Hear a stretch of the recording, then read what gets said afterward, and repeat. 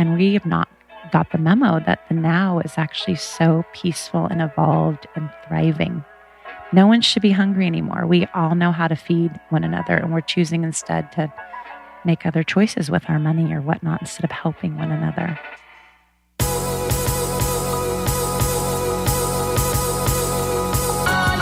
You're listening to the Almost 30 podcast, a lifestyle podcast hosted by Krista Williams and Lindsay Simsick. Tune in for a new episode every Tuesday to hear our honest conversations about topics like wellness, entrepreneurship, spirituality, and self-development with guests who are really smart, really inspirational, and really fucking funny. It's real, it's raw, and it's unfiltered. Inspired by our transition from our 20s to our 30s, we realized it's so much more than that. Our mission is to provide you with the tools, guidance, and motivation to help you navigate any transitions in your life and propel your personal growth. Thanks so much for tuning into the Almost 30 podcast. Here we go.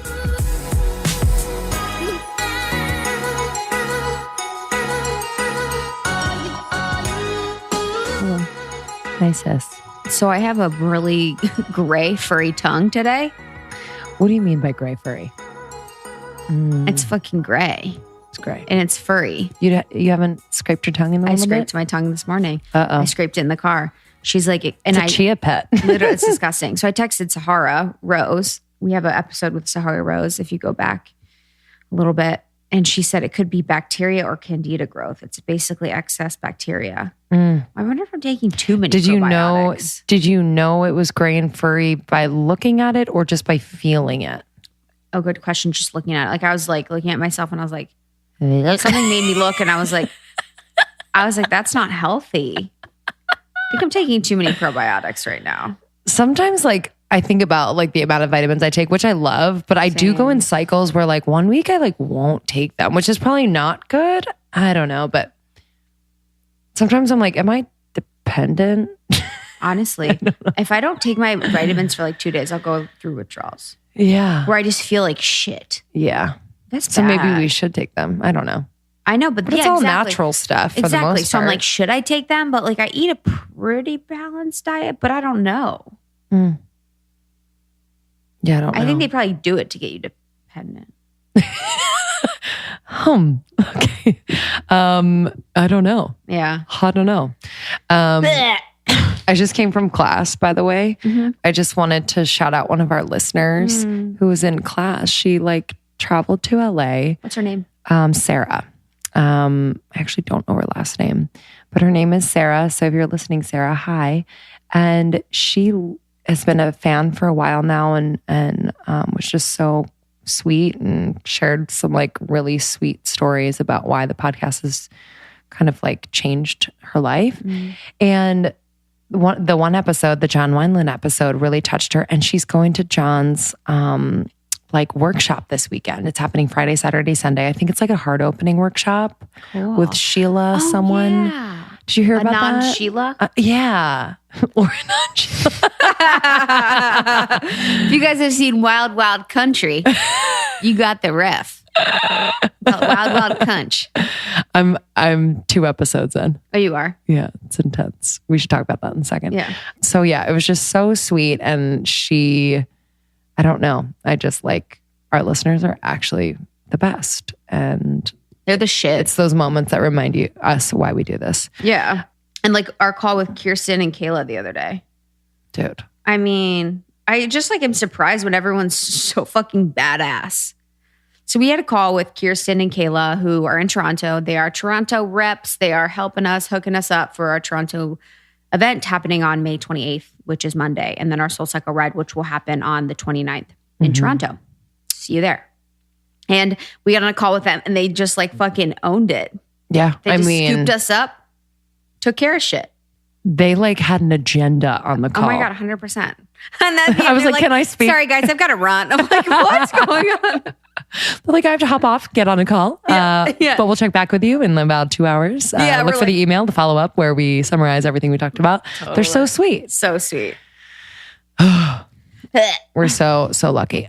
Well, this one I kind of want to hop right in a second because it was really, really powerful. And we were so lucky to have Jill Willard in person. It was really crazy. It was crazy. I felt like we were in an angel food cake. Oh, what a good The whole analogy. interview. Because we're kind of like stuck and sticky. And sweet. and sweet. And comfortable and light. Yeah, 100%. And covered in clouds. Like, it was crazy. You guys, the energy of I felt like I was drunk. Yeah, and afterwards, we were exhausted after. I was high, but then I was exhausted. Yeah. For a day. Mm-hmm. So whenever you're around someone that's like a healer or an intuitive being, or someone that's like on a very high vibrational level, a medium, a psychic, like a person like Jill that is next level with her energy, your energy is affected. So as your energy can be effective negatively with someone who's negative, it can be affected positively with someone who's positive. But with someone like her who's like 10x, Lindsay and I are circuits. I mean, so speaking to her was so fun and engaging. I felt like we were in a womb. I felt like very special. I felt very secure. Yeah. She opened up. She's such a great, kind person. Her life is incredible. Yeah. And to know that you are an intuitive from such a young age and to navigate planet Earth as an intuitive can be, and she talks about it, a burden. Like they don't talk about that often, but it can be a burden. So, she talks about how she kind of went offline for a while, like kind of had to tap out and not be so connected, which was really interesting. And so if we didn't say, she is an intuitive, she's a medium, she's a meditation leader. Author. She, her book, Intuitive Being, is incredible. You should definitely get it. But she helps people to really connect with their intuition. So that gut feeling that you might have every once in a while, she's really in the business of helping you tune into that intuition, connect you to spirit guides, to energy, aligning your chakras, just feeling more balanced and clear. Yeah, I mean, it opened us right up. Up. I can't describe how we felt. Like afterwards, Lindsay and I were like, this is why we do it. Is why we do it. We do it to be around people like her. She sees us and she sees what we're going to become, and she sees the energy around us, and it was just magical. So she has great advice on connecting with your intuition, what it's like to grow up as a psychic. Like Lindsay said, there's some crazy stories that she talks about, which are so interesting. She talks about her book.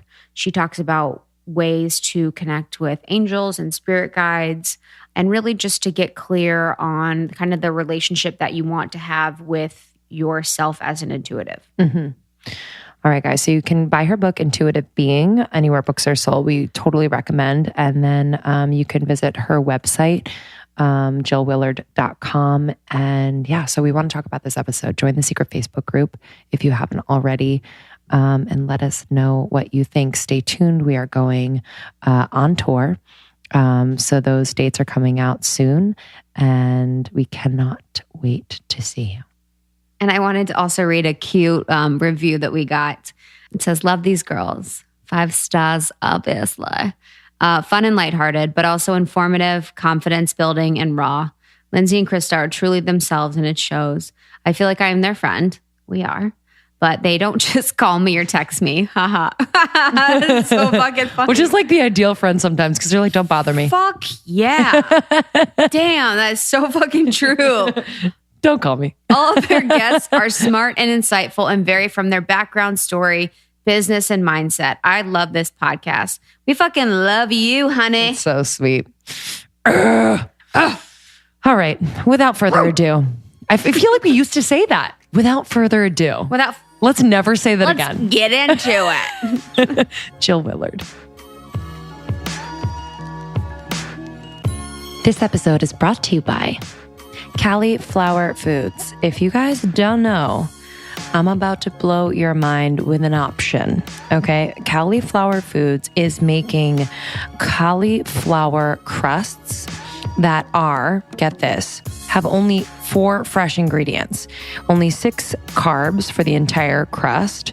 To put this into perspective, places like Trader Joe's cauliflower crust has 102 carbs, and the other brand, Cauliflower, has like 78. because I know those are popular, but they also have a lot of shit in them, to be honest. We have to check the labels. And I am obsessed with their plant-based option. It is so delicious. It has cauliflower, obviously, almond meal or almond flour. It has nutritional yeast, but there's no cheese. The other options do have like a light skim mozzarella, if that's for you. And we just love this brand. It's so delicious. The founder created these crusts after her lupus diagnosis, and she was forced to change her diet. They're really great for people who are keto, low carb, diabetic, have autoimmune diseases, celiac disease, and people who want minimal ingredients in their food. And obviously just pizza lovers. Hello. All right. So you guys can go to califlourfoods.com, CALIFLOUR foods.com, and you can check them out. And for our listeners, you can use the code almost30 for 10% off your orders of $50 or more. And it's really cool. So when you order these crusts, it comes with this metal pan that you can cook the crust on to get it really crispy. So you can go to califlourfoods.com and use our code almost30 for 10% off your order of $50 or more. This episode is also brought to you by Bright Cellars. Bright Cellars. It's really made kind of like up-leveled my wine game because I'm not going out and seeking wine that I've never tried before. I usually have my go-tos and I just go to it. So therefore, I was kind of basic in my selection for a long time. And so on brightcellars.com/almost30, you can go and take a really short, fun quiz that not only nails down your like taste profile, but also like socially what you're into when you drink. Do you drink with friends? Do you like chill at home alone? Or I don't know, like all the questions were kind of surprising. So, and it nailed it. I have to say, the selection I got, 4 bottles in the box, the brands were on point. The wine was amazing. I brought one to a dinner party. I had one for myself. I like shared it like girlfriend's night. Girlfriend came over. We had a bottle of wine. So it's just really nice to have, and you don't have to think about, oh shit, I have to run to the store and get a bottle. I know. of wine. I got 4 bottles of wine at our house from Bright Cellars. I was like, Justin, we like, because we're so different. So Justin drinks. I don't really drink often. Justin likes to stay up late. I like to get up early. We're very different in some ways. So I was like, I want to support you in being different. And I gave him all my 4 bottles of Bright Cellars like so as nice. A gift. And he was kind of up to it. He kind of knew. He's like, so what's happening? Like, what's happening? Did you do something wrong? Did you do something? Yeah. He's like, how did you get these? So he has been enjoying his bottles of Bright Cellar, but last night on Saturday, he was like, will you please have a glass with me? And the wine was bomb. It's so good. It's so good. And taking the quiz was fun. So we're really excited to work with them. I think that they're doing wine in a really smart way where it's delivered to your door and packaged in a great way. And then it's unique to you. And then they follow up to make sure that you like it. So they're really personalizing the wine experience. So if you don't like it, you can give them feedback so that next time your box will be even more so curated for your needs. So really easy. Go to brightcellars.com/almost30 and you'll get $30 for your first box. $30 off. So that's basically 50% off your first box. So go on there, brightcellars.com/almost30. I know. So wait, what did you do this morning that gave you downloads? That you were Nothing. talking about meditation? Well, it's funny. No. So I've just had this part open so long, which is what we could talk about. I really just think it's in the front of the brain and we all have it. Yeah. And so I've learned to keep it open. But yes, last week we were actually filming an e-course. Cool. A bunch of them witnessed that it works, meaning when we got up to this energy center, I went in and it opens right up. So it's just been really open. I think whenever I feel we need to help, like the times we're in, maybe I subconsciously open, but the intuition gets really open. It's like then the downloads happen all day long. But in the morning, it's like I get a debriefing. It's like I just wake up and it's but it's for everyone can do it, but it is a muscle. So I've just been doing it so long, but I really shut it down for a little while last year, not shut it completely down, but I just said, please, I don't want to know. I need to just rest. It was after the election and all that, it was tough because it showed that it was just going to be like a landslide, like a mudslide. And it's just interesting because Santa Barbara is really a home to us. And so, oh my gosh, literal mudslides. Is that okay? No, I don't mind. Whatever you want. There you go. It's totally I up like to the you. one. You look I so like your- cute. Thank you. So You look chic. so cute. I appreciate you. You're welcome. Love it.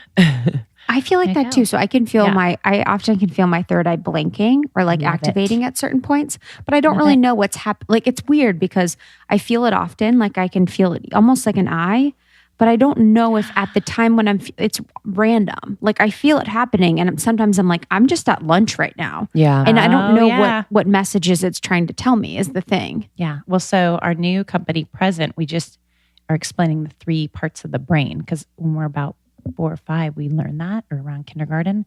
And I think we forget how simple it is. And all this mindfulness speak now, I think it's confusing on what does mindful even really mean. Yeah. So, and to point of what we were talking about, I think it's just the fun of the brain, what's called executive functioning.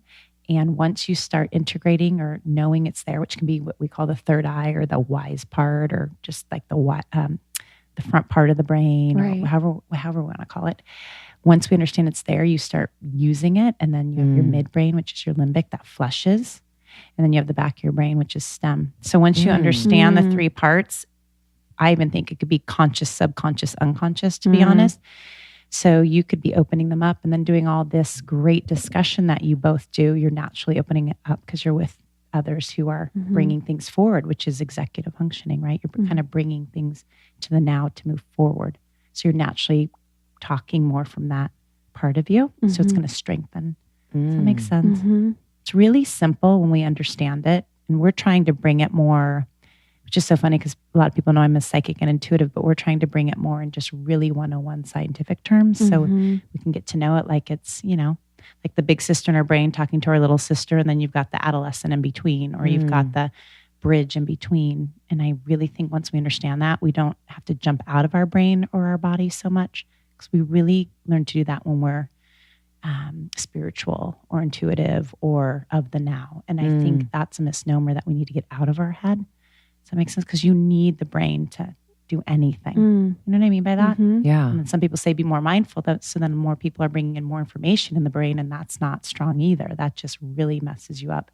And what's called your amygdala and kind of the mid and back of the brain. It's just way too much information. Wow. So what would it's you do funny to how prevent from getting all that information? Like, or what? Go would into you- quiet, start to trust your inner, whatever you think that is, that inner voice, or it might be an outer voice. It might be you hear God or you hear nature.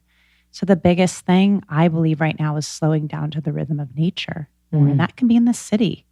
Just what's the breeze like? What's when you're going to sleep, when you're waking up, making your tea or your breakfast, just slowing down, remembering when you were in nature, or even at the ocean or in Bali, and bringing that into your present moment will slow you down. And then you'll really, I think the brain then functions really well. And then you open up your intuition and your gut, and literally your gut in your body. And it's so important.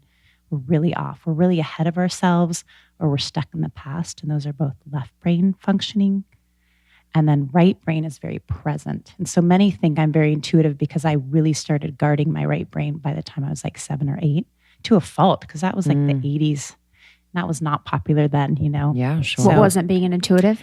Well, yes, being an intuitive wasn't popular, but also guarding the right brain, where I'd be so present and still that it looked like I was spacing out or not listening. And I was a really bright kid. So I knew what was going on. I was making a choice not to engage. So it was very yogic, even though that wasn't really popular yet in California, but it was not, I don't want it to sound like it was so great, because it really wasn't. I was the one that kind of, my friends were excelling and I'm like, I'm good. And, it looked like I was slacking. Wow.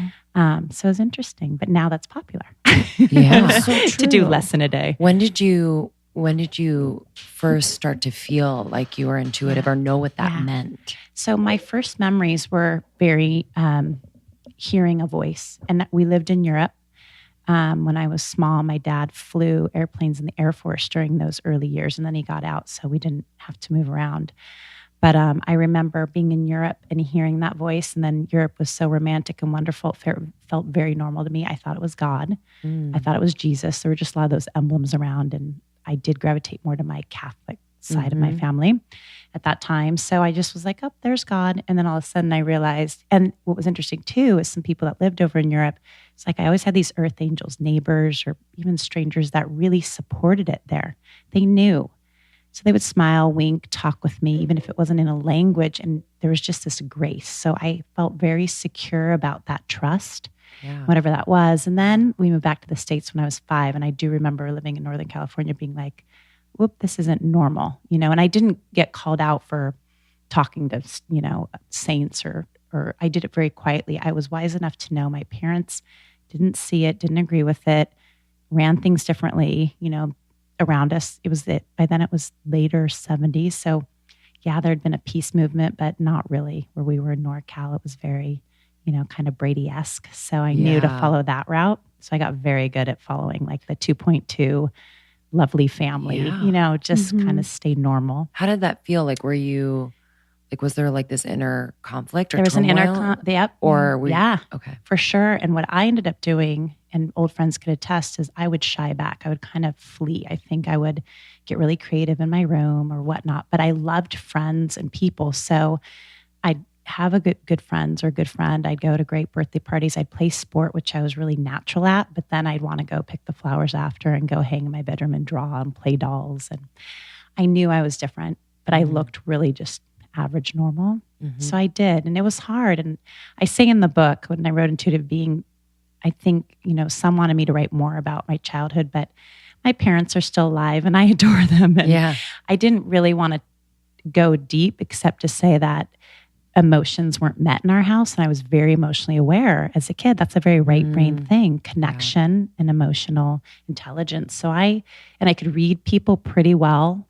And some I think I erred because my brain wasn't, I wasn't really old enough. I was seeing things and probably interpreting them incorrectly. But I knew emotions were everything. I knew saying I love you was everything. I am sorry. And that was just not the norm in the 80s, 90s. That was all more about like, control and what can you do for me? And it just was a very different age than what I was in. So I was kind of like an old lady in a little girl's body. Yeah. It was strange, but I really gravitated toward very natural rhythms like yoga and meditating and breathing really young. So for that, I'm grateful. Wow. So yeah. What were some of the voices saying to you? Like, what were those conversations so many things like, you need more protein today. This friend's going to cry because her mom yelled at her. Yeah. Oh yeah. Wear a jacket. Don't wear a jacket. You need an umbrella. You don't need an umbrella today. I mean, it was like a mother or the most wonderful God angel around. That's so fun. Do you think it's so fun? Was it an angel or? Well, I believe it's all one. Okay. Because I've done this so long, I believe that time and space are kind of just here in the now, and that what we think is God or an angel or our grandparents are kind of come from the same sea. Mm-hmm. If you want to look at it that way, right? Yeah.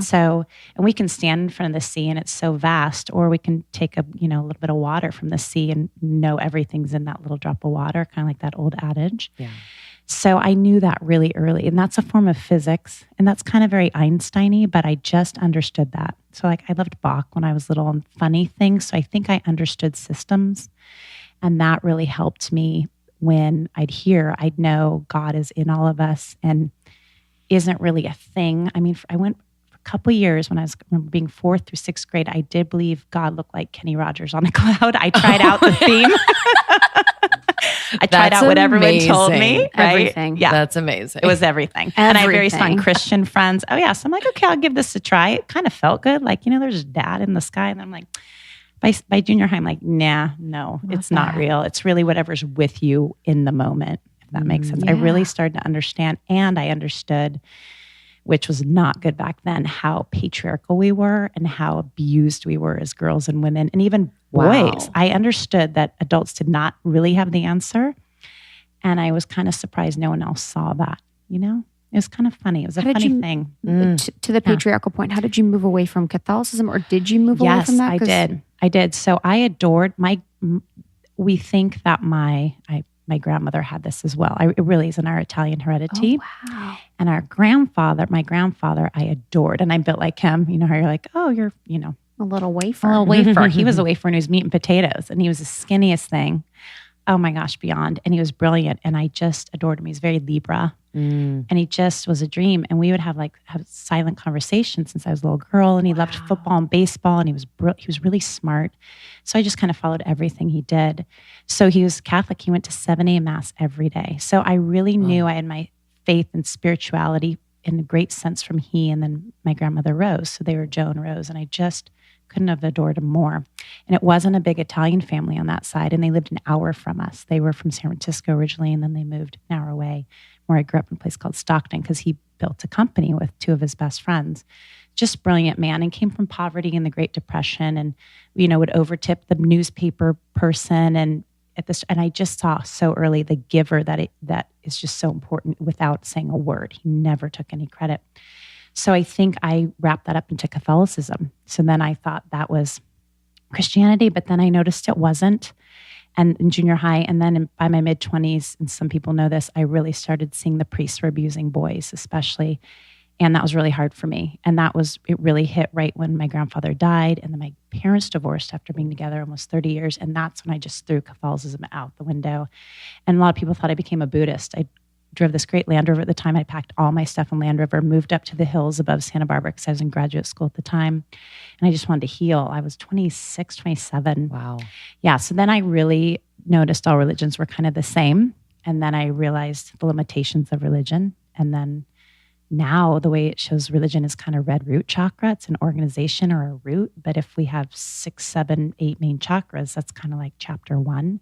So it kind of evolved at every stage. And I think we were talking earlier, you all are going to have a great new ideal where I think kind of the last, although I know people in our town that are younger than me, but where we really believe in this Catholic or Christian thing that you need a middleman between God, or that God had pale skin, and it drives me up a wall. That's hard for me, and I'm pale and Caucasian and all that. I'm like, still. So I learned a lot of hypocrisy. Wow. Yeah. Were you getting? Was it downloads? Yeah. I was getting downloads. I really was. Were you getting downloads about the boys? Yep. Wow. Yep. So it looks like a movie sometimes to me, or a memory. Like we'll think about this night or think about what you did today, and you can see it. You space off and see it, but you don't see it. But you think you do. You're kind of like looking at, I think it's a part of the brain or something. Mm-hmm. It would do that. It'd be like a movie scene, or it'd look like a memory. So I'd be looking at a person and then it would show it. But obviously it wasn't showing it. But somewhere in my brain I could see. And what was wild is a lot of those people knew, because I think what you're instinctive when you lie or you do gross things like that, or you hurt another, your instincts have to heighten. If you're going to steal or be a thief, or, break into someone's home, that instinct heightens. And there's a scent and a look that humans have when they're doing that now at this point I'm like, doesn't everyone see it? Because it's a very similar look. Anyway, so I started to see the patterning besides getting the downloads, and that kind of combo made it pretty invincible. And I just haven't been wrong about that yet. And I'm not saying it's an I thing. It's that we all can connect into that energy and really just witness. And then it's kind of what you do with what we see. And I think we're really ready now for a lot more women, and some very kind, conscious men too, to see it. What do you do with it? Because I had to go through the next phase of then not emasculating or being so upset. Because then it's an eye for an eye if I'm so upset about it. And that took me like a decade to move through what I saw and forgive. That was a whole nother thing. So did you tell anyone? Like, how did you? I did on my grandfather's funeral, because the priest knew I knew. And because he was staring at me. Well, he was staring at me first. I was the first person in the pew bawling because I just adored this grandfather. And he died within a year of my grandmother. They were so in love. They were together forever. Oh. So it was hard. It was really hard. I knew things were going to change in our family, and they were really just the true family I trusted out of a lot. So I knew it was a huge loss for me. And then I had already left where I lived in Manhattan Beach for years and was going off to graduate school. So everything was just shifting. All home was shifting. All family was shifting. So I think I was probably pretty vulnerable and sad. And I looked up at him, and it was like a horror movie. He was just staring at me, glaring at me. It's like he knew. And they say that. They say those of spiritual know when others have these things. Like they do know. And so anyway, I finally looked up at him and we locked eyes, and that's what happens with me. And then it kind of opened up the third eye, and he turned to the boy to his right and then to his left. And that's when it showed kind of the memory. And this was 1990. I'm not going to get it wrong. I think 1998 or 99. Anyway, it's before it came out, long before it came out. And I was so hysterically upset because he also was really zoning in on me. And that's what happens with a lot of humans. It's like they know I know, and then what do they do with the human that knows? Because I'm like, I'm the middle person, or the, kill the messenger kind of thing. So we were in the car procession after, and I was so upset and I was bawling. And my parents, actually, my mom was livid at me saying I was being disrespectful, which was so interesting because she had turned away from Catholicism years ago. So I'm like, this makes no sense to me. I just kind of saw how we really cover up anything that feels uncomfortable to us in our culture, right? Especially as women. And so that was really hard. And then we went to the burial and he was watching me and would stand by me. And I was then I got pretty mad just inside, but I couldn't really say anything. So then a couple weeks after that, this is how the fates work. My mom let me know that his church had hate crime on it. And she said, don't you feel sorry for him? I said, no, I guarantee those were teen boys who had gotten abused when they were younger. And I was a very kind, quiet person about all this. So I usually wasn't vocal, but I had to say that out loud. And then years later, this is also how I think the fates and energy works. Years and years later, we're there. We now have kids. We're in Northern California, and I'm cooking Thanksgiving dinner and with my sister for our mom. And after the dinner, my mom pulled me aside. She's like, have you seen the news up in Northern California this week? 30 years that gentleman had been abusing boys and got caught the week I was in Northern California. I was there like once or twice a year. Wow. So anyway, that's a long story, but if you keep this open, you keep getting the answers. And this can pertain to anything in life, even if you like someone or what should I do about this job? If you keep open and don't close down and go into fight or flight, which is more in the back of the brain, you stay open and aware, almost like a peaceful warrior. I don't love that term, but that's kind of what comes in, or just a very aware, kind, good person. Or it's not easy because we can just, flee or fight. But if you can stay open-hearted, open-minded, more information comes in. Yeah, good. Wow. There is a special place in hell for I don't even know if you believe in hell, for people that do shit like that. That it makes me cry wanting to think about it. I know. To be in a position of power where people put their faith in you is and you do that is. Isn't it awful? And on children. But what's going on today, right? Children. What's going on right now? Me Too is going on in Hollywood. It's the exact same thing. It's pretty close to the same because anyone in minority energy, which is children, women, or those with darker skin, that's minority still. We still don't have equal power. That, being in that power, do they use have power? Yeah, a block to any depth of feeling? Yes, huge block. The way it shows in readings, this is why I started teaching in energy centers, is they're stuck in their second chakra and they're young adolescents. And then you throw in hormones and it just spirals. So usually they're acting from old events, either that were done into them or they just didn't feel like they were included. And then they started to get hormones and they started to have fantasies about whatever, or they watched their mom be abused or their dad do things, or a neighbor, society. I mean, we really are so affected by one another and we're sponges. Our culture always thought if you don't say, don't tell, or if it's under the rug, it's not there. I kind of say it's like the hand above our eyes when we have frosting all over our face and everyone just believes it's not there because we put our hand over our eyes. And it's like, you didn't have a cupcake. You know what I mean? It's a very interesting thing we're in our culture. We're very left brain analytical. So it's more about physical and mental. It's not about the emotional or the connection, which is right brain. So it's kind of like blood, sweat, and tears. It's like war in a way. It's like, move on. That happened, move on. And if we don't heal whatever happened, and I believe all humans can heal, but you got to get to the root of why we act like we do. And I think sexuality is really misunderstood in our culture, and the connection to the mother element at birth and how we're birthed and how we're held and if we're breastfed or not, which it's fine if we're not. I wasn't breastfed for a second, but I breastfed our children for a while. It's just about the touch and the connect and your nervous system being touched on the skin in kind ways. And I think that doesn't happen in the US. So then you throw in hormones, 8, 9, 10 for a boy or a girl, and whatever experiences they've had and lack of touch they've had, and if they've had any traumas. Some traumas could be in a hospital when you're little and you don't even remember. They don't even have to be sexual. They can just be where you got scared or feared, and those are lodged in your brain. Then you throw in new hormones, pheromones on top of those, and then all of a sudden you're acting in a way you wouldn't normally. So I've watched so many adults end up doing that based on something that happened in early years. So can you go? It's very connected. Do you see that? If you were to read someone, would you see the trauma that happened in the hospital? Yep, it shows it.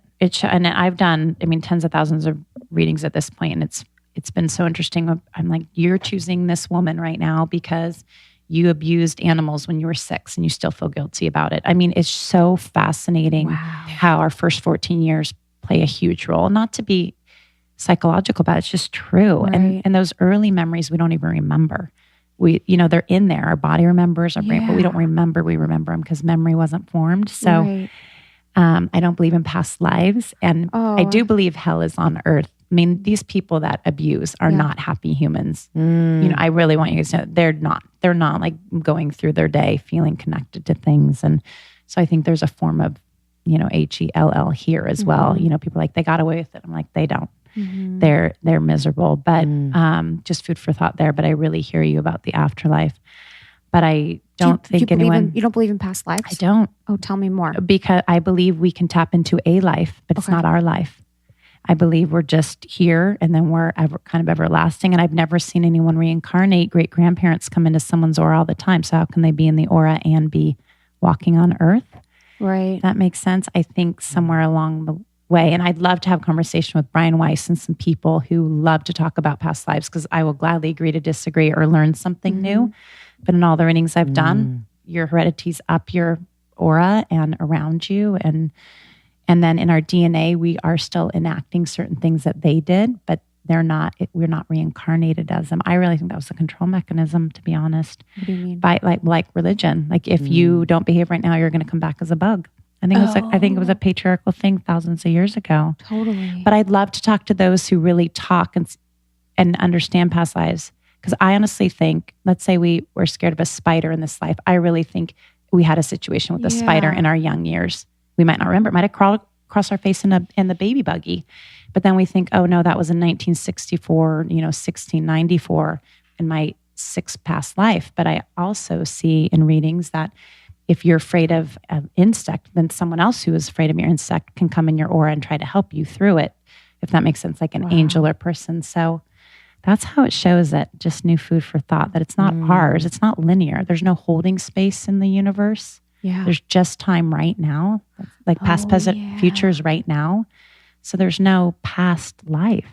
That's the way it shows it. Wow. But I know I'm like the only one to say it. We've been looking for someone to agree. I love that. I just didn't expect that. I know, right? No one does. That's why I think why I mentioned it, because a lot of people usually lead into that. And it just never shows it that way. Taking the pressure off a little bit. It kind of is, to be honest. You're free. And then the way I describe a lot too, which came in a long time ago, is kind of like, let's say we're a soul that returns to the ocean when we pass, like we're a grain of sand and we do go back to the ocean. The next soul will get a scoop of the ocean. So they might have a little bit of one of us in them, but doesn't mean we're their past life. Now, and I think they're proving this in science, DNA and everything. We have a lot in the cell. Doesn't mean someone's past life. It could be a little bit like someone that came before us, if that makes sense.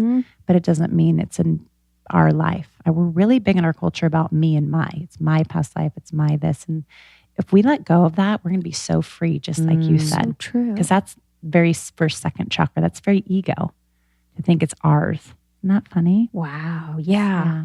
Because it is always, it's like people are like, tell me about your past life. And they're always like, well, you were an Egyptian princess. Yeah.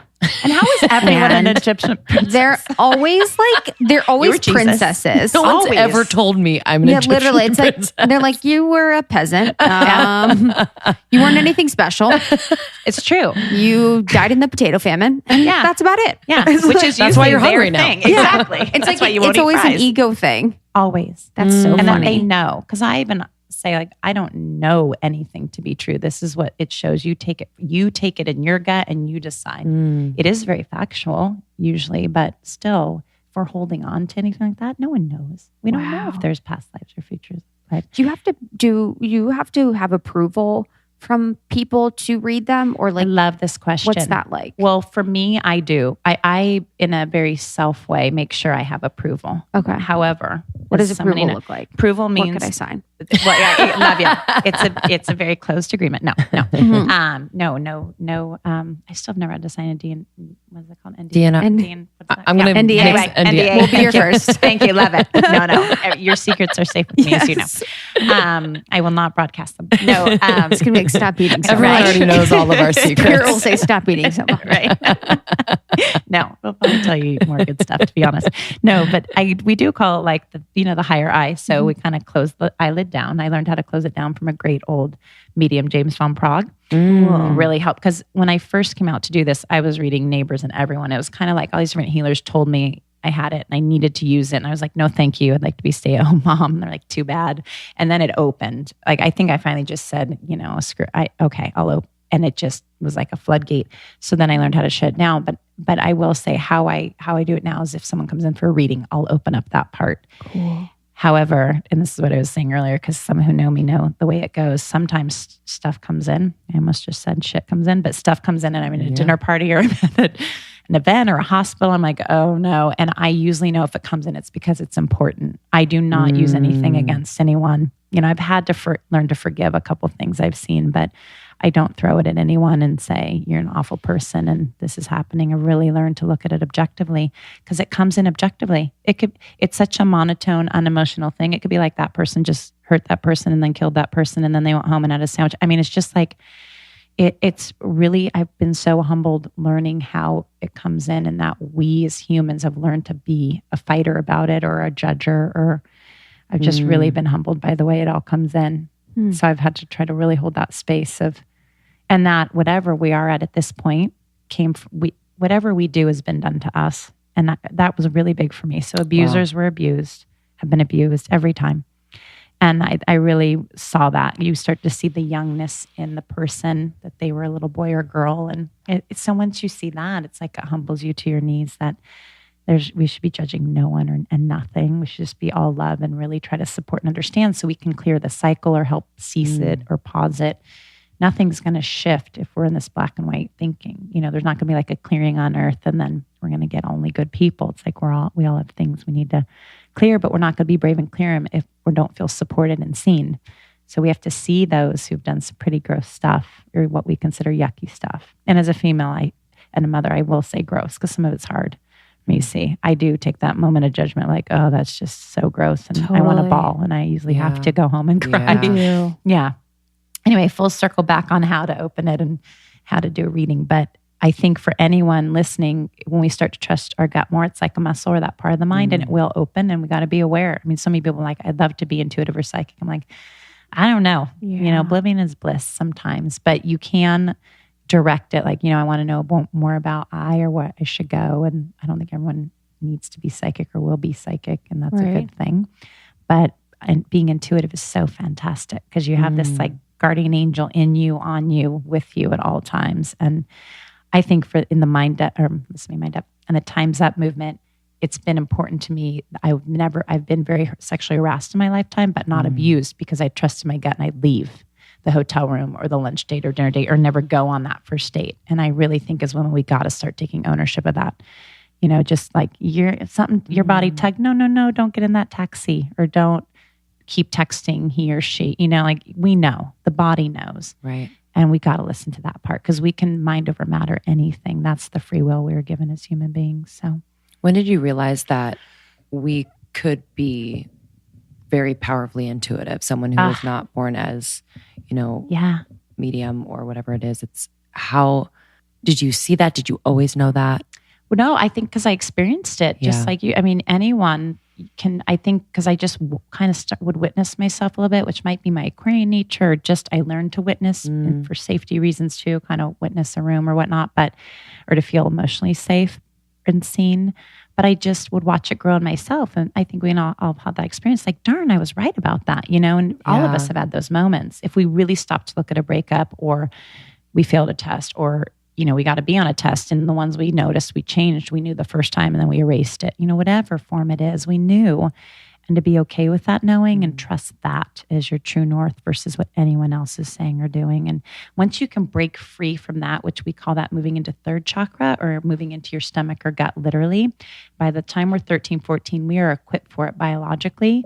Meaning just think when we went to freshman in high school, if you're still following your friends or doing what a guy or girl is telling you, you're kind of staying not in your full maturity at that point because the way high school's set up or age 14, you can really start venturing on your own and what's your contribution to the group of friends. What's your wholeness? And you hope you have best friends that just adore you and say, you go, and kind of like today on freshman year. It's hard. I'm thinking back. I'm like, whoa, that was formative. Whatever was formative, right? Going on. Yeah. I manifested breaking my right ankle a week and a half before freshman year of high school started. Why do you say manifested? Because I love that you caught that. Because dad really wanted me to be great at sport, and I was getting really frustrated. The fun was coming out of sports, so I kept trying to find a sport he didn't know how to play. God love him. You're like, he'll ping hear pong. this. Honestly, ping pong, table tennis. Oh, he's good at all of it. I did volleyball because he'd never played, but then of course he was learning that. So God bless him, he knows.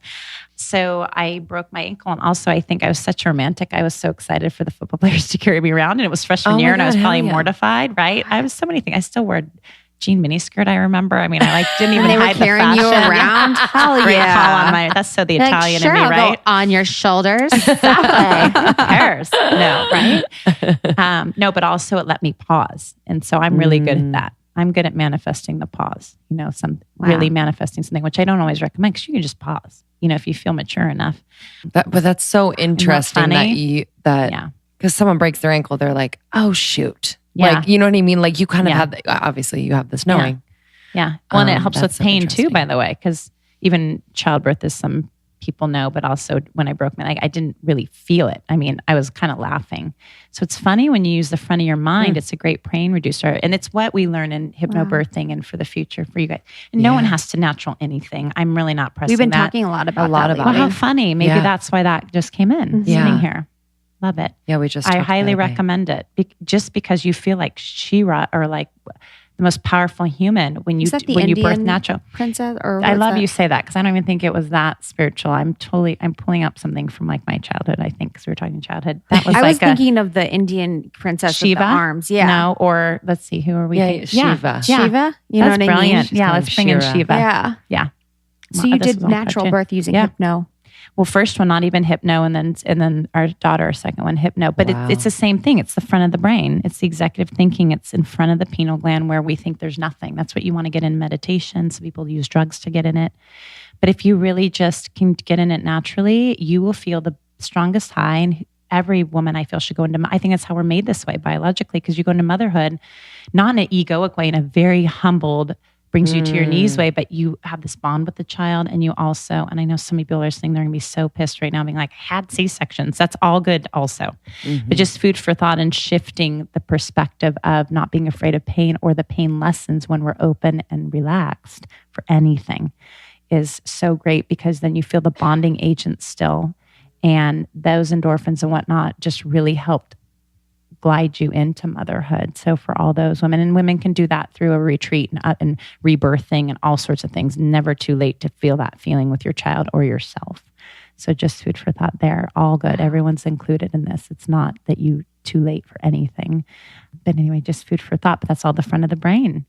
Wow. So what's your thought on parents?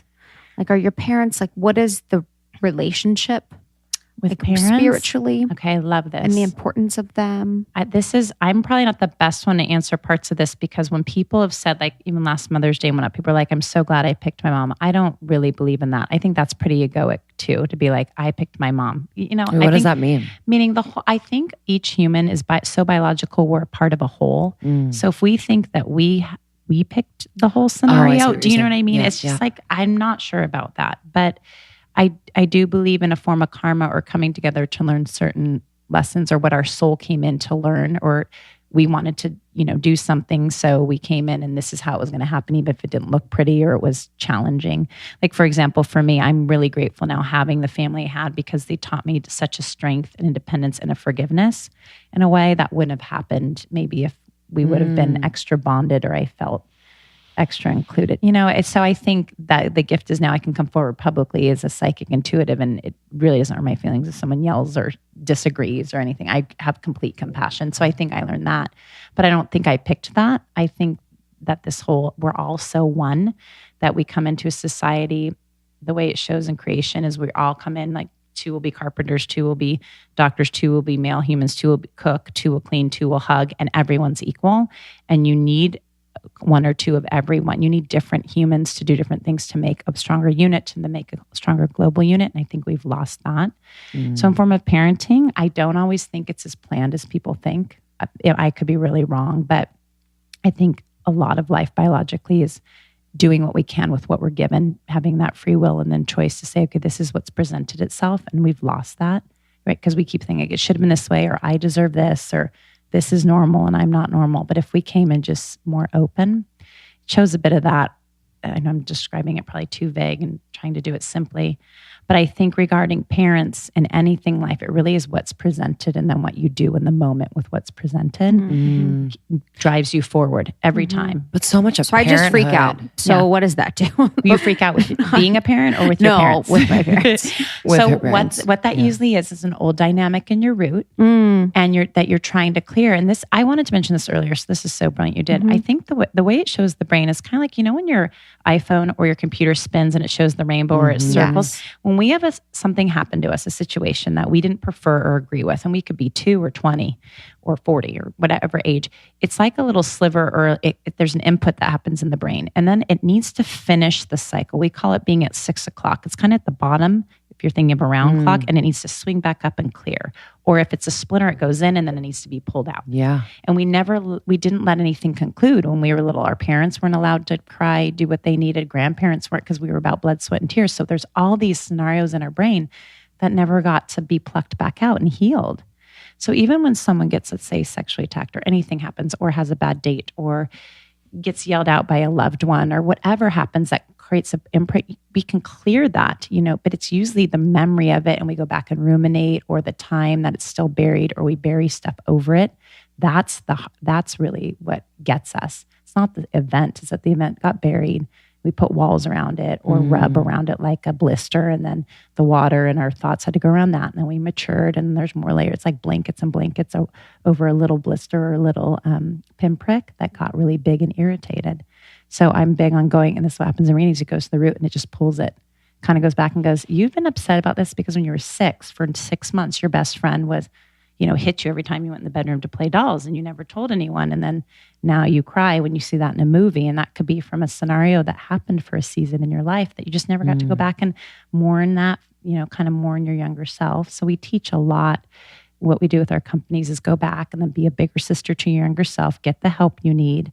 I think in these times, we have so much good spiritual help. And we know it's so great to be vulnerable and to be real. And we're in a truthful time now. So it's not about information anymore. It's about action.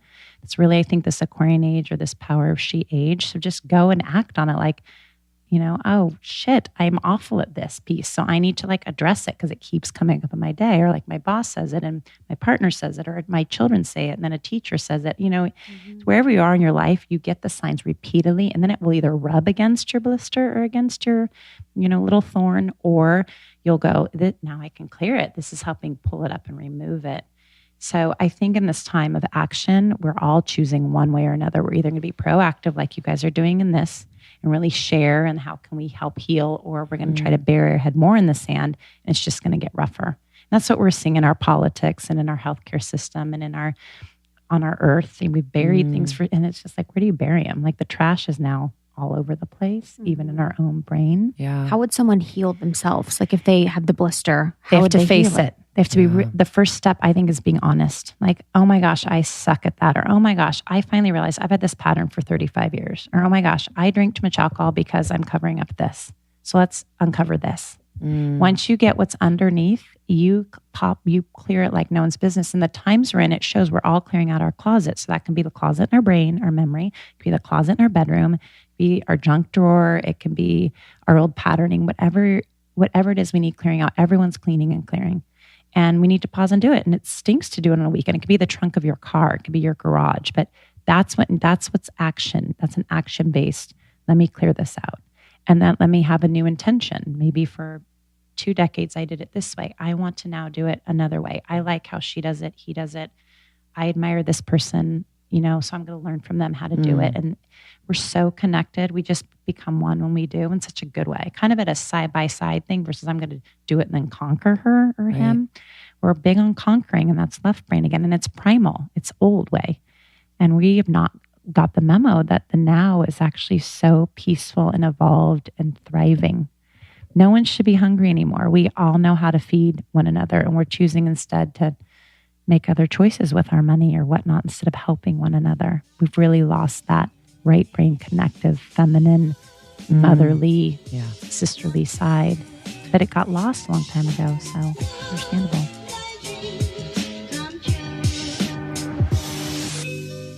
We interrupt this episode to bring you a word from our sponsor, Away. Well, It's my new favorite brand, Away Luggage. I've been traveling a lot more recently. Krista and I have been traveling for the podcast, and we cannot travel without our Away carry-on. Why? Because it is resilient as hell. We lug our shit through the airport, not really carefully or delicately. So this casing around your belongings that are special to you and need to be protected is made with premium German polycarbonate, unrivaled across the board in strength and impact resistance. And it's super lightweight, which I love. I hate to get a really heavy suitcase and then I have to overpack, obviously, and then I have to worry about being overweight. So also the interior features a patent pending compression system helpful for overpackers like me. And the 360-degree spinner wheel, I'll never go back. You have to have 360-degree spinner wheels. You can just kind of lay it upright and you can just glide it through the airport wherever you are. It has a TSA-approved combination lock built into the top of the bag to prevent theft. It also, conveniently, because I have sweaty shit with me all the time, has a removable washable laundry bag so you can keep your dirty clothes in there separate from the clean ones. They have various sizes. So they have the carry-on, the bigger carry-on, the medium, or the large. And I'm just obsessed with this brand. It was founded by two friends from New York who found themselves at JFK with dead phones, delayed flights, and a bright idea. So this is how it was born. It has this is my favorite feature. It has a charger in the luggage, okay? And which you can take out and bring with you. So if I want to just stick it in my purse and get a quick charge, I could do that. Or I can charge it from the actual luggage at the airport. It's incredible, so genius. We are so proud to have Away as our sponsor. So for our listeners, really exciting, you get $20 off a suitcase if you visit awaytravel.com/almost30 and use promo code almost30. So try it out. Let us know what you think. We want to just have an army of Almost 30 Nation rolling around their Away suitcases.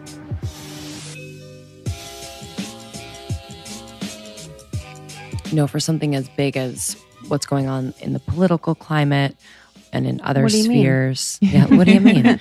But also I'm thinking of my own family unit. I'm how do you, and our parents' generation, how do you not wake them up? But you say they just have to face it. What if they So if you face things, I know. So if the I faces it, others will follow. It's literally we're the center stone and then those rings come out.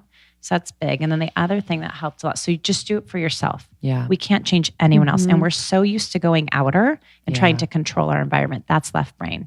If I do this better, if I look a certain way, or if I control he or she or my home or my outfit, then it's all going to work out. That's all outside the body and we're now internal. So anything that we can do is huge. And you'll really start to face yourself.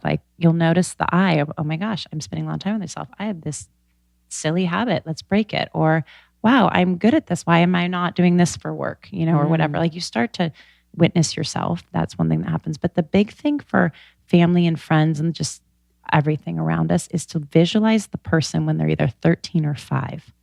That is saved. That used to come in readings probably 4 or 5 years ago. And I started doing it, saved. And think it's second chakra and first chakra in those terms. So I've looked at mom and dad when they were 5 and 13. I've looked at people I've caught abusing kids when they were 5 and 13. Try it. A boss you don't like, someone at work you don't like, someone on the media you do not prefer. I've done it with celebrity. That's hard for me having children, being like, oh my gosh, these body imageries and what we're celebrating to me looks so circusy right now. So, right, it really is kind of grotesque. If you step back, it's insane. You're are you computer generated or are you real? See, I think that's what ended up happening, to be honest with you. Agree. Yeah, a lot of it became off video games or off virtual reality or it's... Kardashians. Yeah, everyone looks like Bratz dolls. It really well said, and they kind of are acting 100%. like Bratz dolls. And so then we have the next generation coming in and it's one of those things where people ignore it. I'm like, but I didn't breastfeed my children all these years to put them in society where there's gun violence and there's this. Yes. It's very pornographic. And I'm like, I am about to have a boy with a ton of hormones. If this is all free on the internet, he's going to find it. That would crush me. It's hard because we just did the talk with 10 moms where we hired a beautiful woman to come in and tell them about the birds and the bees, social media, how to treat a girl, what's going on in a girl's body, childbirth. So we do our part. We do. And it does it's a huge impact because what happens in the internal family is really big. But I also feel for a lot of single parents or parents who don't have access to that. That's another thing. So what's accessible right now is very junior high, second chakra. So you can think, okay, what are they like when they're 13? Even if they're 19 now or 30, acting like they're 13, they usually get caught between age 8 and 13, where something broke in them and they're still coming from that place. And I'll say it now because you mentioned the Kardashians. There's an old story, and I think Kim Kardashian told it about. She caught her dad being unkind to her mom. And then, of course, what ended up happening with Caitlyn Jenner, all love. But there's just things that happen that the girls saw and that under the rug. So a lot of them are coming from these old pains. And then you put hormones in, and then the agency of a woman still is our body. So then there's the soup. And then we celebrate it and it's exploited. And then people are actually following it for whatever reason. And it's just really fascinating to watch. So, but then you think back to when they were all 5, including Caitlyn Jenner, Kris Jenner, Kim Kardashian. And you'll start to feel different when you think of these cute kids. What did they witness in their parents who drank too much or were cheating or whatever? You just start to see the cycle of life and blame no one, but want to include everyone. Like this is a responsibility of us all. And then no one becomes separate. And I think what happens, we don't realize is we are manifesting, creating thoughts constantly. I know this is becoming so common, but whatever we think becomes. So if we're ruminating or thinking about that, we'll actually draw them to us. So you'll either run into them at a party, especially in LA, right? Or you'll see more of them. And I think once we can say, we see them now that they were 5, we're going to make a choice not to pay attention to them. That way we're going to send them love, but we're not going to get in this kind of pony show. You'll notice that they'll get less energy and your life will gain more energy. So sometimes seeing them when they're little helps us not be fascinated anymore and let go, which then takes the power and focus elsewhere. It really works. It's just a form of like kind of tricking the mind, but it really works. Love that. Yeah. Everyone wins there too. Yeah. That's beautiful. Your body relaxes a lot too. That's important. Oh, I can imagine that the body holds so much memory, like the tension, like the body holds what we tell it to hold. So just food for thought, about every 28, 30 days, we're a whole new body. We don't realize it. Our cells turn over. But where our brain keeps patterning the same. So then the stem of the back of the brain, the stem part is what tells the body what to do. So I teach a lot about breath work and people are like, why do we care? I'm like, because if you breathe deeper in your lungs, it flushes your midbrain. So, and that definition is creating a new memory from an old event. So you clear patterning. You stop looking at the Kardashians because you're just breathing deeper and go, what do I want instead? What do I want to do instead with my day or my 2 hours or whatever it is?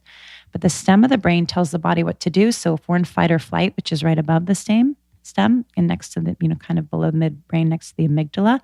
Sorry to be so brainiac, but I just want everyone to know it's so one-on-one and we all have it, right? We're all human and we all have it in ourselves.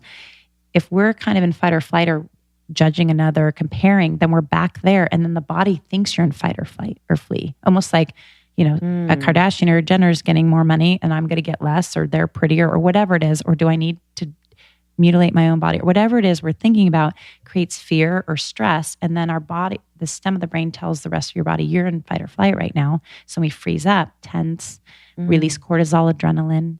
And this is something I did not realize for so long. A woman's adrenals are so much smaller than a man's, and we're in such a man's world trying to catch up. It's why we're all breaking down, or one of the many reasons, because we can't catch up. And if you look at a lot of these women, they are very masculine. And I don't just mean the family, but a lot of women out in the media had to get extra tough and masculine and strong. And internally, it's breaking their body down. And then when we talk about a Kardashian, lastly, it's the last time I'll mention their name, but then they can't birth the 3rd child, or they have the preeclampsia. All those things happen from stress in the body. So it's just very connected. Wow. And if one of them or all of them listen to your podcast and get upset, we send you all love. Yeah. I mean, all love to them. But actually, you describing all of that makes me have a lot of compassion. Like exactly. I just like you think of them and what they've seen and like what they've been through. I really do have a lot of compassion. Yep. And once we have compassion, we send them love and we move on. The brain's kind of done. Remember how we talked about earlier spinning? Yeah, like there's a thorn in my side and that might be something I see on TV. Now you just pulled the thorn, all love, and all of a sudden you freed so much energy in your body to go do something else. And then you reduce cortisol, insulin, all that, and you can eat more and you're losing weight. I mean, it just brings you back to your own life and your own joy and your own freedom, which I'm so big on because I think we really need to enjoy this beautiful thing we have for our life, for our body. It's really incredible. So anyway, it's when we hop out that things go awry. What are your thoughts on dreams? I love this question. the way it always showed it in readings and what I saw is there's different types of dreams. Cool. Truthfully. And there's a great website called dreammoods.com. Have you guys ever seen that one? It's the No. best because you can dissect a dream. I've never seen one better. There might be a good one out now, but I don't think so. And you can say like, there was a tiger in your dream, a lobster, water, and a house. And you can look it up and get to know. But a lot of people think they have intuitive dreams or they have a dream about an ex or something. And then they think, I need to call him. Mine are haunted houses. Haunted houses. That's fascinating. I love that you have haunted houses because I have a feeling a lot of that has to do with your brain and psyche. And home is big on foundation in your inner world, but it can also be on, do you feel safe and secure now or did you when you were younger? There's a lot of different reasons for houses, but you should look it up on Dream Moods because I guarantee it'll answer it so much better than I am doing. But I think what happens a lot, the way it shows it is dreams are great for information. And the way that we remember information is by familiar objects. So it can be like, a celebrity comes in your dream or a grandparent, and yeah, they might be visiting you, but often that's just the way that your brain, you're going to remember when you wake up what they said or what they showed is more important than the icon of what it is. And, it's not like, oh, I need to marry Leonardo DiCaprio because he came in my dream last night. I think it's usually just that's the vehicle with which our brain will then remember whatever was said or what happened in the dream. So the way it shows the brain flushes the day and the week and picking up on things we don't even realize, but also brings forth the inner voice in a way we'll remember in the morning. And it shows that a lot. So I would pay attention to your dream. And then you learn through, if you ever study dreams, you see that there's a constant, like if there's water, that usually is your emotional state. That's me, water always. I'm not surprised. You're very aware. And I think your EQ, your emotional intelligence is higher than you realize. So I think that's what your brain's trying to tell you how your emotional state is by the water. Sharks. So it's funny you say that. I've had that too. Really? You should look up sharks and dream moods. Always sharks. I'm not Sharks and surprised. And snakes for snakes. Look up why. There's a couple key reasons why both of those. And some of it can be fear. Some of it can be old illusion. But some of it can be that you're bravely stepping forward, knowing you're putting yourself out there doing this podcast and we're talking in real time. That's not easy. I mean, that took me a while to adjust to of like, really? We're saying it right here, right now. Yeah. And being okay with that. There's a lot of energy that's like a shark in today's world, so much, or like a snake. But just if you can remember, once you're age about 25, the front of your brain is in its full maturity, and just take the front of your brain and go, no one's going to get me. Like I see you, whoever it is, there's really no enemy. And once you move through that, you will sleep so peaceful. And I think the sharks go away. I started, when I came forward as an intuitive psychic, there was a period where even people from our churches and our town and whatnot were pretty aggressive at me. And it shocked me. I had 2 young children at the time, or one at the time. What did they do? Oh, that's crazy. Oh, yes. Well, psychic ability or intuitive ability to many is, the devil or it's evil. But the funny thing is, it's all over the Bible. It's what the 3 wise men represent. Oh, yes. I'm not saying we're 3 wise men, but we sure can be. We are. But we are. And I think every human is everything that's in the Bible, right? Every kind of state in the Bible. And Jesus used to come in at the beginning of my readings. He still does, especially if the person believes in Jesus, but he always comes in as a brother, never as a savior. And even the first icon he showed was the Last Supper painting, but he's not in the middle. He was to the far right. And he was kind of like, there's so many other. And he showed at that time, it looked like Kuan Yin. It looked like a gorgeous Indian woman from back in the day. And it looked like a Buddha. He kind of showed there's one, it's just energy and we come through all different forms and one's not better than the other. And he did show he didn't have pale skin. And I never said that because that's so antagonistic. I would never talk to someone about their religion. It's so personal. And usually it's personal because it reminds them of their family. And I just don't want to take that away from anyone, but just food for thought. The icons we've placed in religion are so untrue, built on man or king or a lot of fear. And I think what it mostly was is people in power were very scared of those who had high intuition, of course. So then it became bad or a sin. I can't remember why the point I brought that up, but just forgiving. There are a lot of sharks, and then I was pure shark blood. You can tell. I mean, I'm more shy than anyone realizes. So you probably could tell in my voice wavering at times, especially at the beginning. I'm very honest about it, but truthfully, I just had to start becoming. I never wanted to become a shark, so I started visualizing being a dolphin, and sharks adore dolphins. So maybe switch that for yourself. Sometimes when you get an icon in a dream, just cool. Ask for another one. That's really cool. Yeah, it's usually what we believe in that comes up because it's kind of our subconscious or part of our brain. I have my haunted house dreams, but now I call my angels to me. Brilliant. Yeah. So That's now brilliant. my angels come and they protect me. Yeah. So I'm in there and then I'm like, Yeah. Michael, come I protect love me. Michael, right? So yeah. that happens. Yeah. So the way it shows, that's such a molecular shift you did in your body that Mhm. soon you might not have to ever get to haunted house and then call in an Yeah. angel. You'll kind of clear it before you need all that. Does that make Would love sense that. to you? Mhm. Yeah. Mhm. Just food for thought. We think, and this is what I had to clear, we think, especially as women, something bad has to happen. We all got taught to fear or flee and be saved in some form or another. And we kind of accidentally go back to that model, even though that's an old pattern, if that makes sense to you, Yeah. because that's where we're comfortable. So it took me a long time. Even those who know me know last year, I really had to clear out drama with my mom, who I adore. It's just tough relationship. But I think I was kind of an addict to it. relationship. Do you think it's the toughest relationship? If you don't have a healthy mother, yes. Yeah, I think the power of the mother in the home is huge, and we huge. really undervalue it. And our mothers were so repressed, and some made it through. And I think many did not.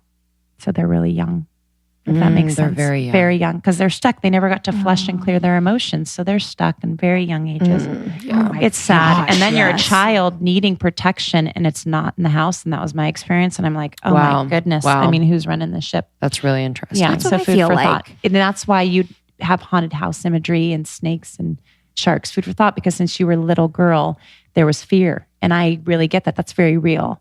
And I think in today's world, we're too masculine still, even in our theories. So men and even like psychology and certain things, it's so left brain. It doesn't really get to the heart of why we'd have that.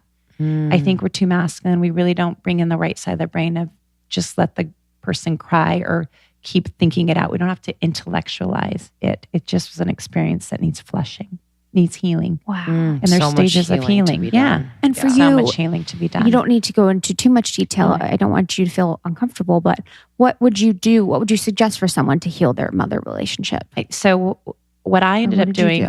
because I being so Aquarian and intuitive, I'm a tough one, because we were just talking about this yesterday. I can kind of like, and I think just biologically I lucked out with some good genes. So I can like, what's the right way to say it? Fake it till I make it, or be okay even when, because I'm too bendable, which isn't good, because then, I could drop dead down the road, if that makes sense. So I think what's really important to kind of face, I know I'm trying not to make this a long answer. No, it's fine. Got time. We got You're time. good. Yeah, you're fine. To heal the mother element, I think we go back and need to mourn whatever age we felt it started, or we remember it, or we felt sad about, or there was a breaking point. Let's say we're 16 and got kicked out of the house, or we were promiscuous and got caught, or there was a big argument. You can Yes start to wherever you yes. want, as far back All as you those can. things. All those things. So remember we talked about 13 and 5. I think 13, 14 is good to go back to, because by 16 you had a pretty strong sense of self. You're in your gut. So try to go back to junior high. Oh, it was okay then. And then try to go back to 5. And most women are going to feel some things, men too. And then try to go back to 4 if you can remember it. The key that I didn't realize is that we're not going to remember it right, especially at age 4 or 5, because our brain's so young. So I got called out. I went to the East Coast. This is the whole point of my story a minute ago. I went to the East Coast and got my ass kicked by this gentleman who does what's called TMD. His name's Peter Lauterhouse, for anyone interested. Lotterhos. He's very East Coast, very masculine, and he grew up, his parents were both therapists. This is my opinion. Sorry, if Peter listens, he'll disagree with me probably.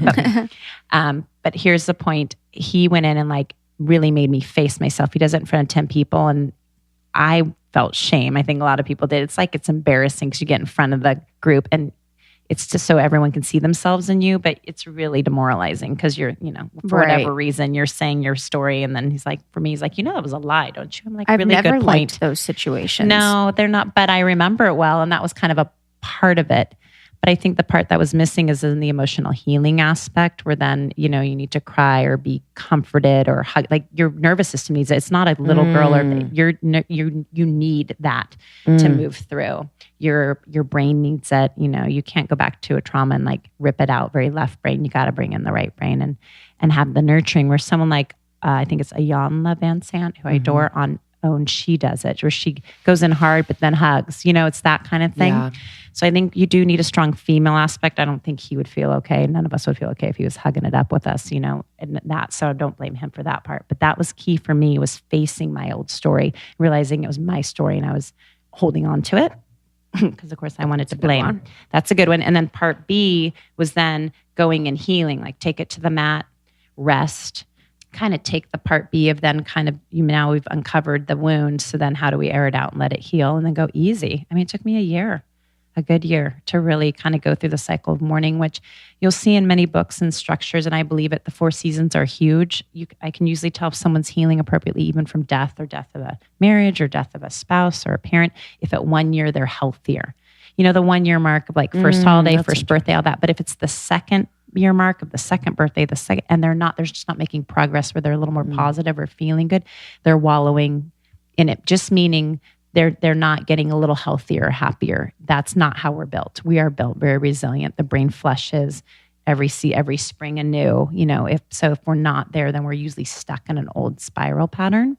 And I wasn't, every spring anew, I wasn't always feeling great about that mother relationship. And then things would happen in the now that were so hurtful at times that I'd be like, oh, I feel like I'm about to go back 5 years, before doing that work. Meaning I thought I was okay, and then it'd be hard, or I'd have another child and things would happen and then it would bring me back. And I was so tired of that.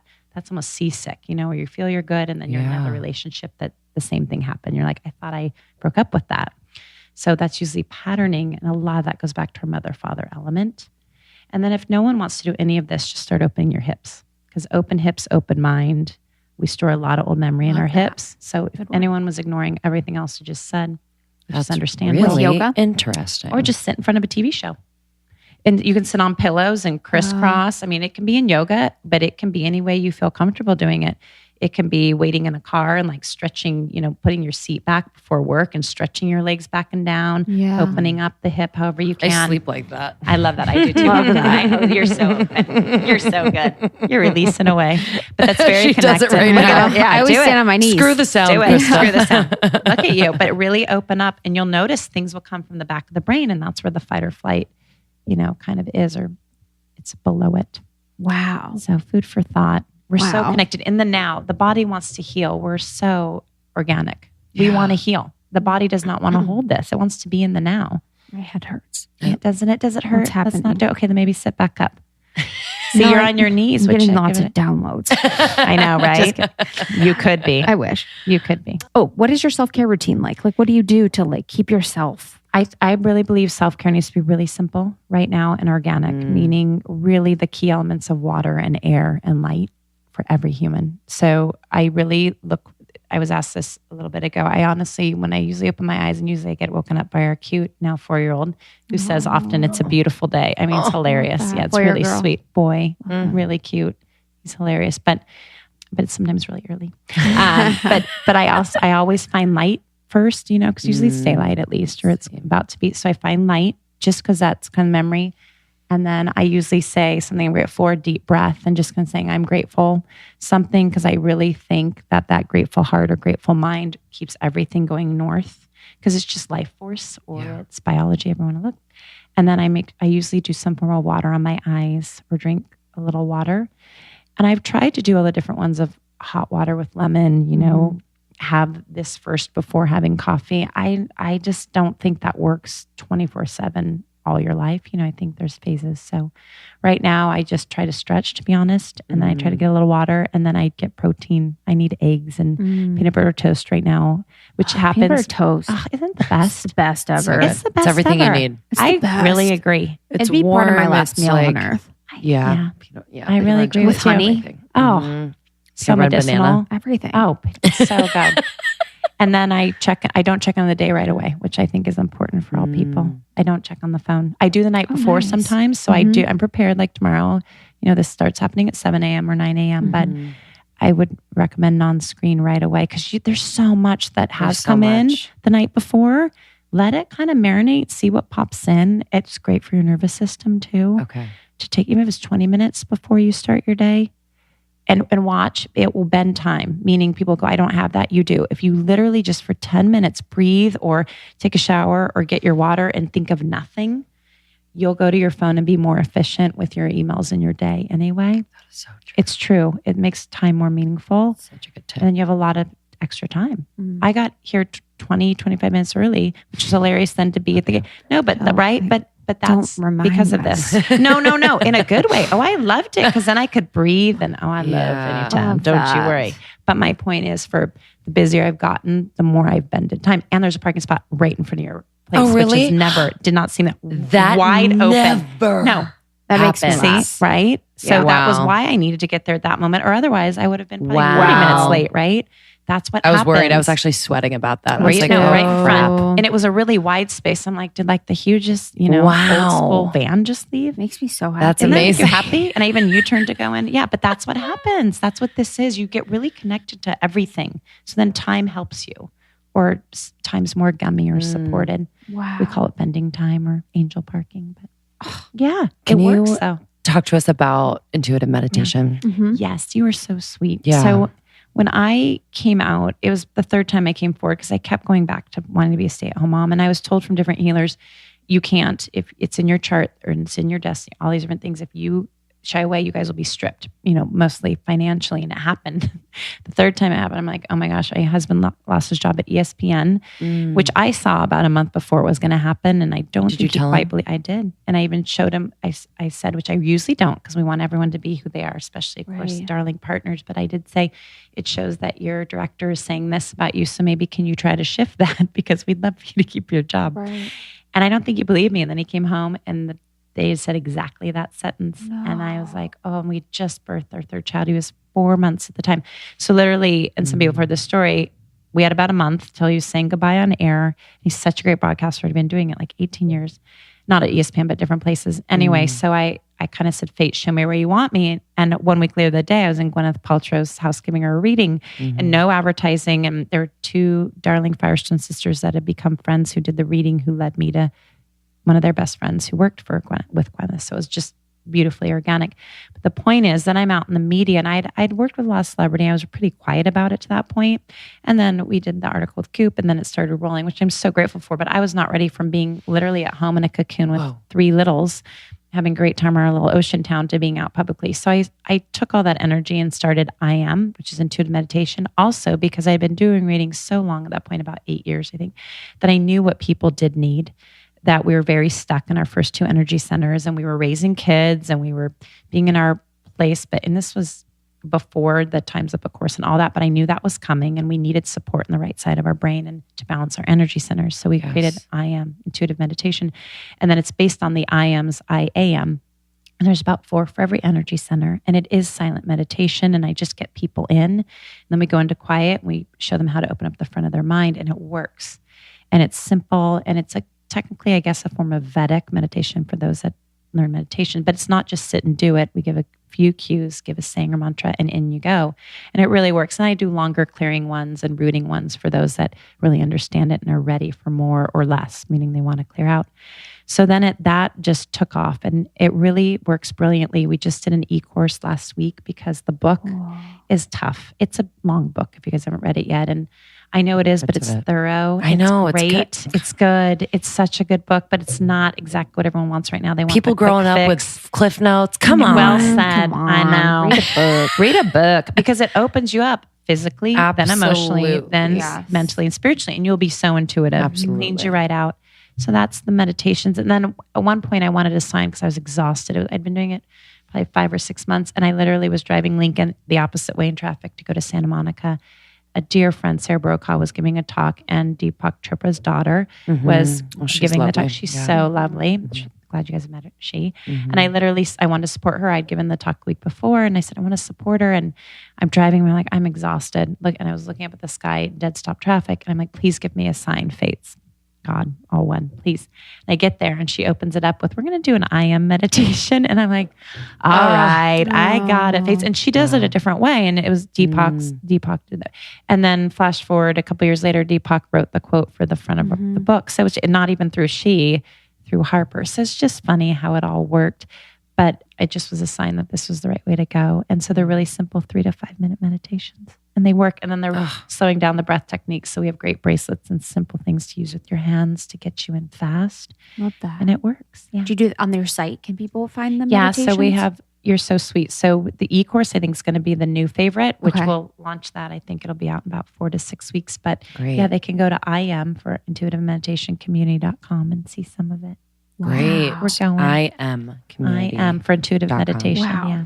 This is I can off write it topic, down. but this Please, is how I love roll. this. What's like are something really amazing. crazy that comes in? Like one time when you were at a grocery store and you got a crazy download. Like what's a crazy download The story? craziest for me, and I literally was like, was I abused as a kid? Because why do I get this? But the craziest I still get a lot with kids and adults too. I do. So I can be behind someone at Whole Foods or Traders or anywhere and know that grandfather is abusing that little girl, or like what's going on, and then how to handle it, like I mentioned earlier, because if you give them a dirty look, they're just going to abuse more. So how to give them love, but let them know you see them, because that's what everyone's looking for, is to be seen and heard in some form. Yeah. I know it sounds twisted, but that's what the root of that all is, to feel. So if they feel we care, this is where all humans can do a better job of caring about one another. There'll be a lot less violence. We don't realize that we ignore people at the grocery store and whatnot. And if they were ignored all their life, it's just another chip in their ring. Yeah. And then they go drink more, abuse more, hurt more, whatever it is. And that's what we're seeing with the gun violence, 110% now. But that's funny. But there's funny, crazy downloads. Like, hand that person at the grocery store, hand that person that bread, or, say to them, I hope you're having a splendid day. And they're like, splendid was my word from God this morning in prayer.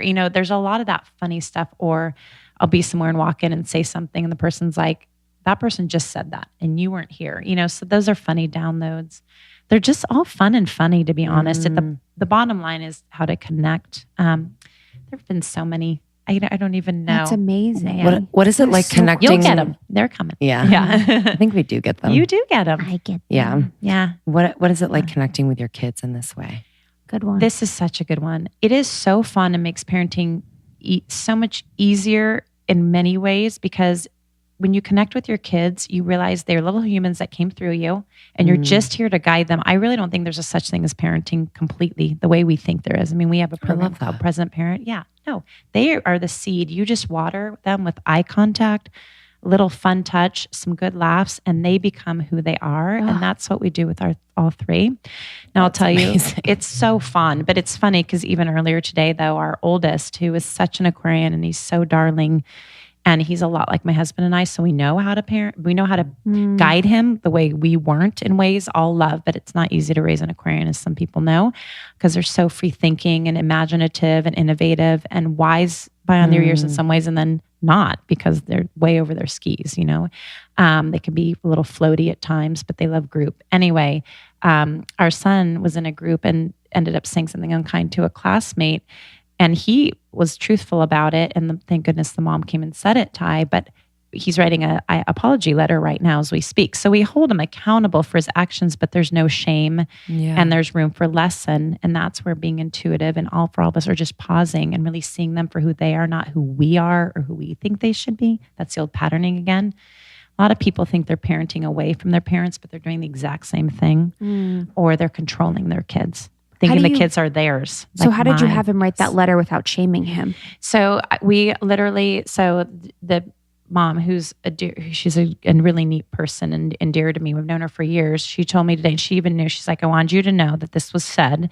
And I said, thank you so much. And she's like, it can be dinner table talk. And I said, thank you. And then I was home for a couple hours before coming here, about an hour and a half. And I just said to him, Abe's, I was told this went on, what do you want to say about this? Or what, that's how I said it. And not what you think at that point. And he looked at me and knows. And because of, I think, the nurturing and the early hugging and the being there and playing, we have such a trust in one another that he knew. And he said, Mom, I did. I wasn't the first one to say it, but I did. And I looked at him and said, we both know that it's not about what anyone else said or did. It's about you, because he's 11, second chakra. He has to take responsibility for his action. And he said, I know.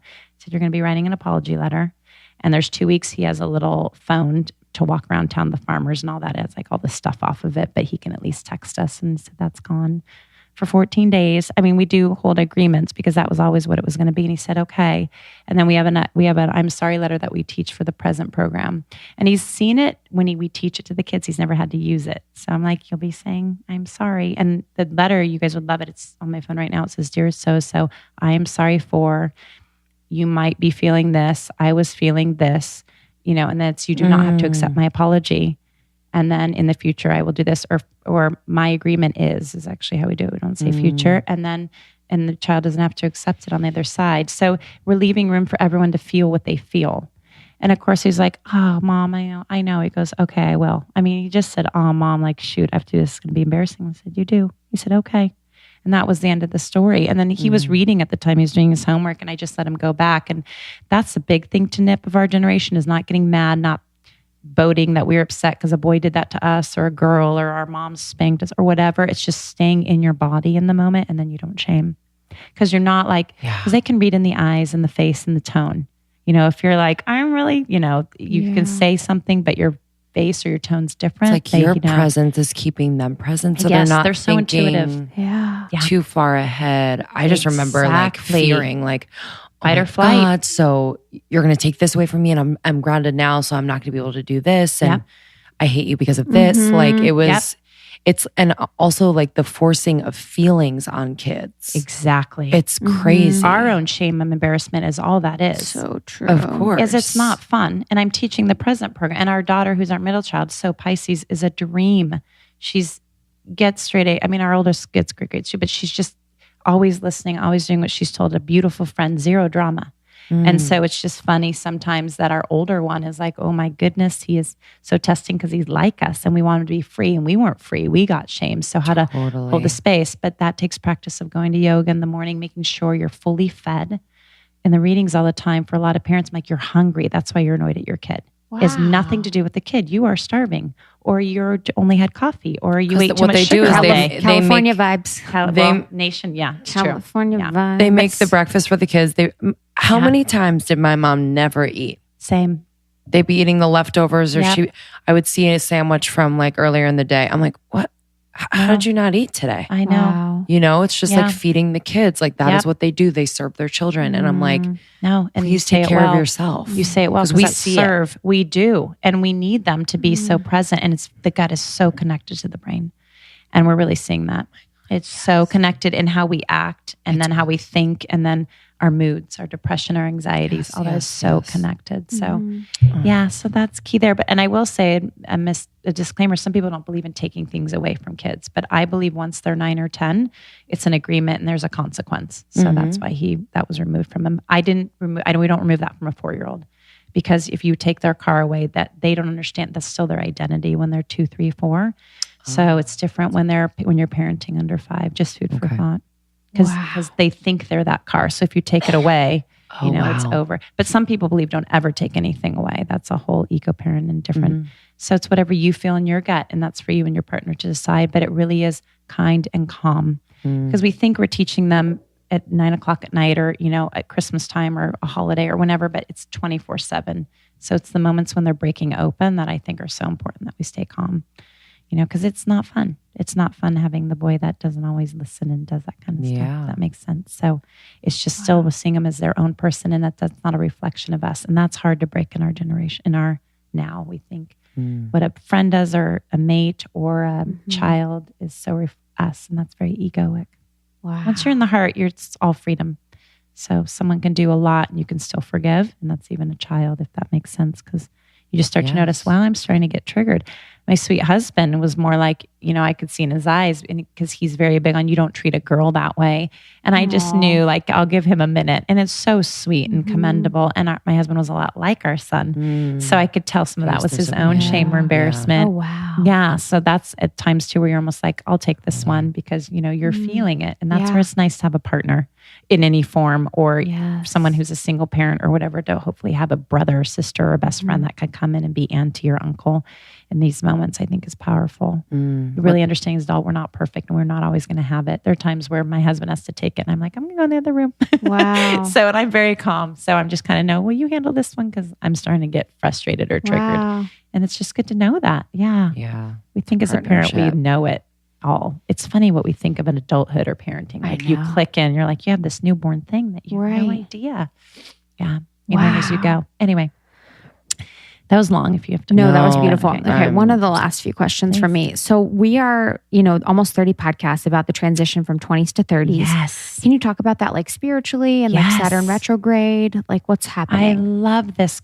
I think you guys are so We're spot really on. great at what we do. You are so great at what you do. Are you kidding? We're so excited to come. Look at this girl on her knees. You better on her knees. Smiling, looking up. I love it. No, you really are good at what you do. And that transition to 30, I think some people might be thinking about their first kids or have their first kids. Some will not. Some could be far away. I was 32 when we had our first. I mean, I loved it. That was the exact age I wanted to be. But I think turning 30 is huge. When you think in energy center terms, you're really in your heart, coming out of your heart, speaking your truth. This is not a 40-year-old thing to speak your truth. By 40, you don't care anymore. But I think at 30, it's really important that you start speaking your truth, getting what you need off your chest. Imperative. Even if you journal it at first, because getting off your chest is brief. And we talk a lot about the soul and gut being brevity, being brief. So if you're, a lot of women and men say, I was truthful. I'm like, you talked for 10 minutes. There was like, the first sentence was probably truthful or the third, but then you got your amygdala, right? So funny. Wow, that's right? LOL. Yeah. I hear that a lot of time when people talk. I'm like, could have dropped it right there. Exactly. I literally hear it. I'm like, could have cut it right there. Can't you tell where it goes south? You're like, course. and there it was. Literally. And you just like, buried it. You buried the lead, you buried, right? So that's key. And so it's huge going into 30 of like really saying to yourself, what's truthful for me? Or what do I feel I need to say here? And then remember that older sister, younger sister, like your wise part of your brain. The front of the brain is the wise part.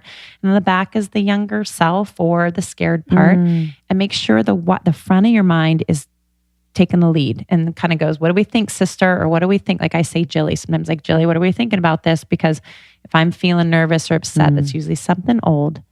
And then when I clear that, then you're back on your feet and then you can speak your truth or say, you know what, dear friends, I can't go tonight. I hate counseling, but I have to. It's more really, what is the truth of the matter for you? Are you tired? Do you not want to go on that vacation? Do you want to drop everything and go on a vacation? And not where you hurt anyone or flake on anyone, but really understanding good friends will be good friends and always have your back. And family, if they don't, that's on them because that means they have an expectation. Really unattaching is huge for turning 30. So that means letting go of attachments.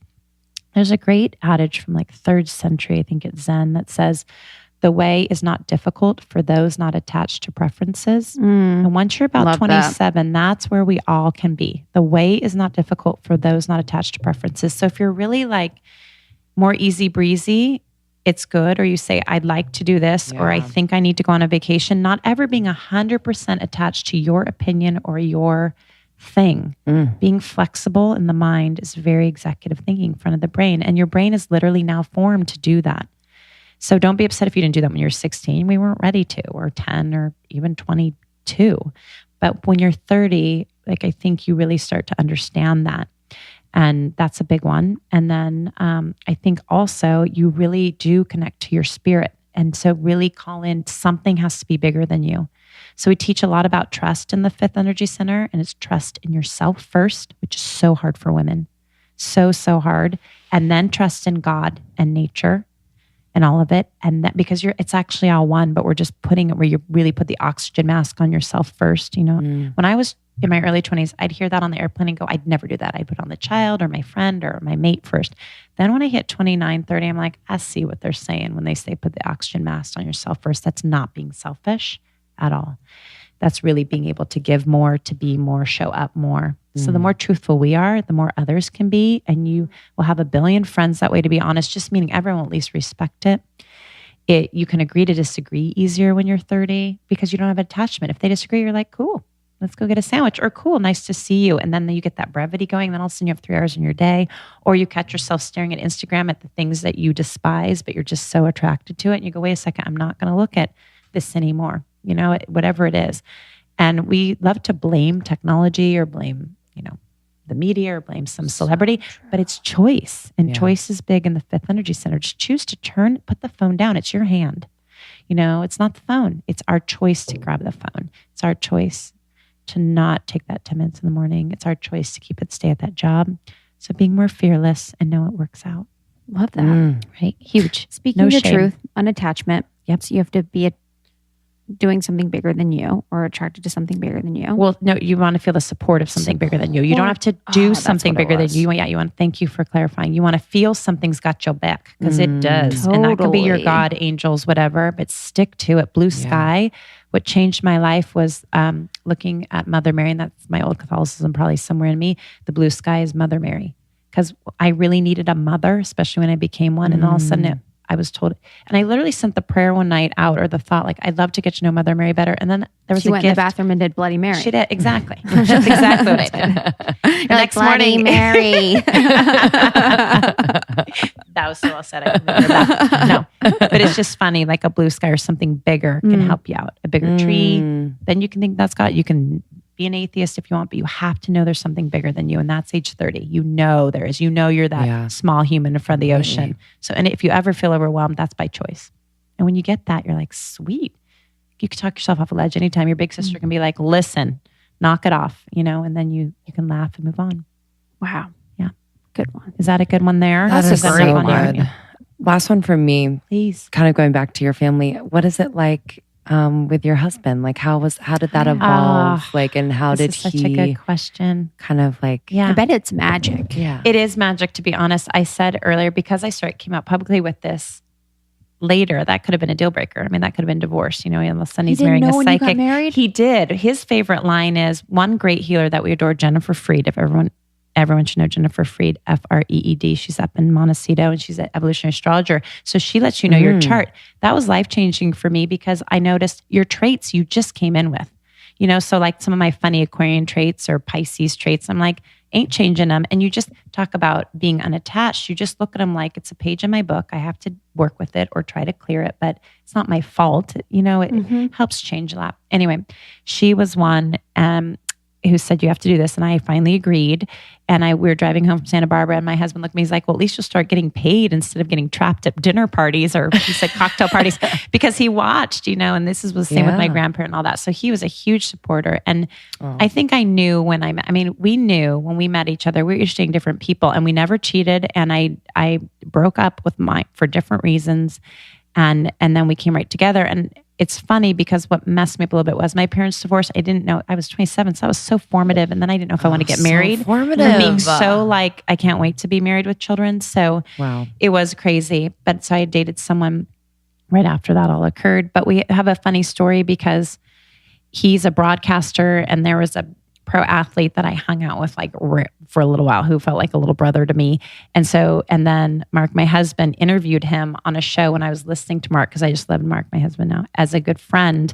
And everyone thought we were going to have together. I'm like, no, he's like a brother. You should date him. And it was funny. So we had all this synchronicity happen. So a funny story goes that I stopped dating a pro athlete to marry a broadcaster, which we weren't dating. He was hanging with 5 to 10 girls at the time, this pro athlete. And now my son loves this athlete, as they do. But I mentioned that because I had that was a pattern for me, is dating that type of guy that was like tall and magnetic, and so much. And we did it well. I know you did too. Right. And so to clear it, to really see my husband clearly, I almost needed that one last hurrah that way. It really worked magnificently. And then I knew it was over. That makes sense. Lindsay just had her last hurrah. I had my last fucking hurrah. Damn, that's true. That's why you asked that question. That's true. It is why. Damn, and that's true. Well, I think, no, I was 30 at that time. How funny, I was 30. I'm 30. And she had a baby at 32. Great. I did. I did. It's because this is time again. Once it happens, it's going to be so clear. So I'd met my husband in 2004. Then we officially started dating in 2005, and then got married in 2006. Wow. Had a baby in 2007. And it is magic. I couldn't adore him more. And it's hard at times, especially being stripped. And we live in Manhattan Beach and whatnot. And we have forever. And it's hard but he is so profound. His grandfather was accused of being a communist. So my husband's mom is Jewish. His dad is kind of Catholic, but I swear they're both kind of atheist. And I love them. My in-laws, they're so magnificent. I adore them. And anyway, point is my husband's parents, or my husband's grandparents, my grandparents lived by each other in San Francisco, Italian and Jewish. Yep.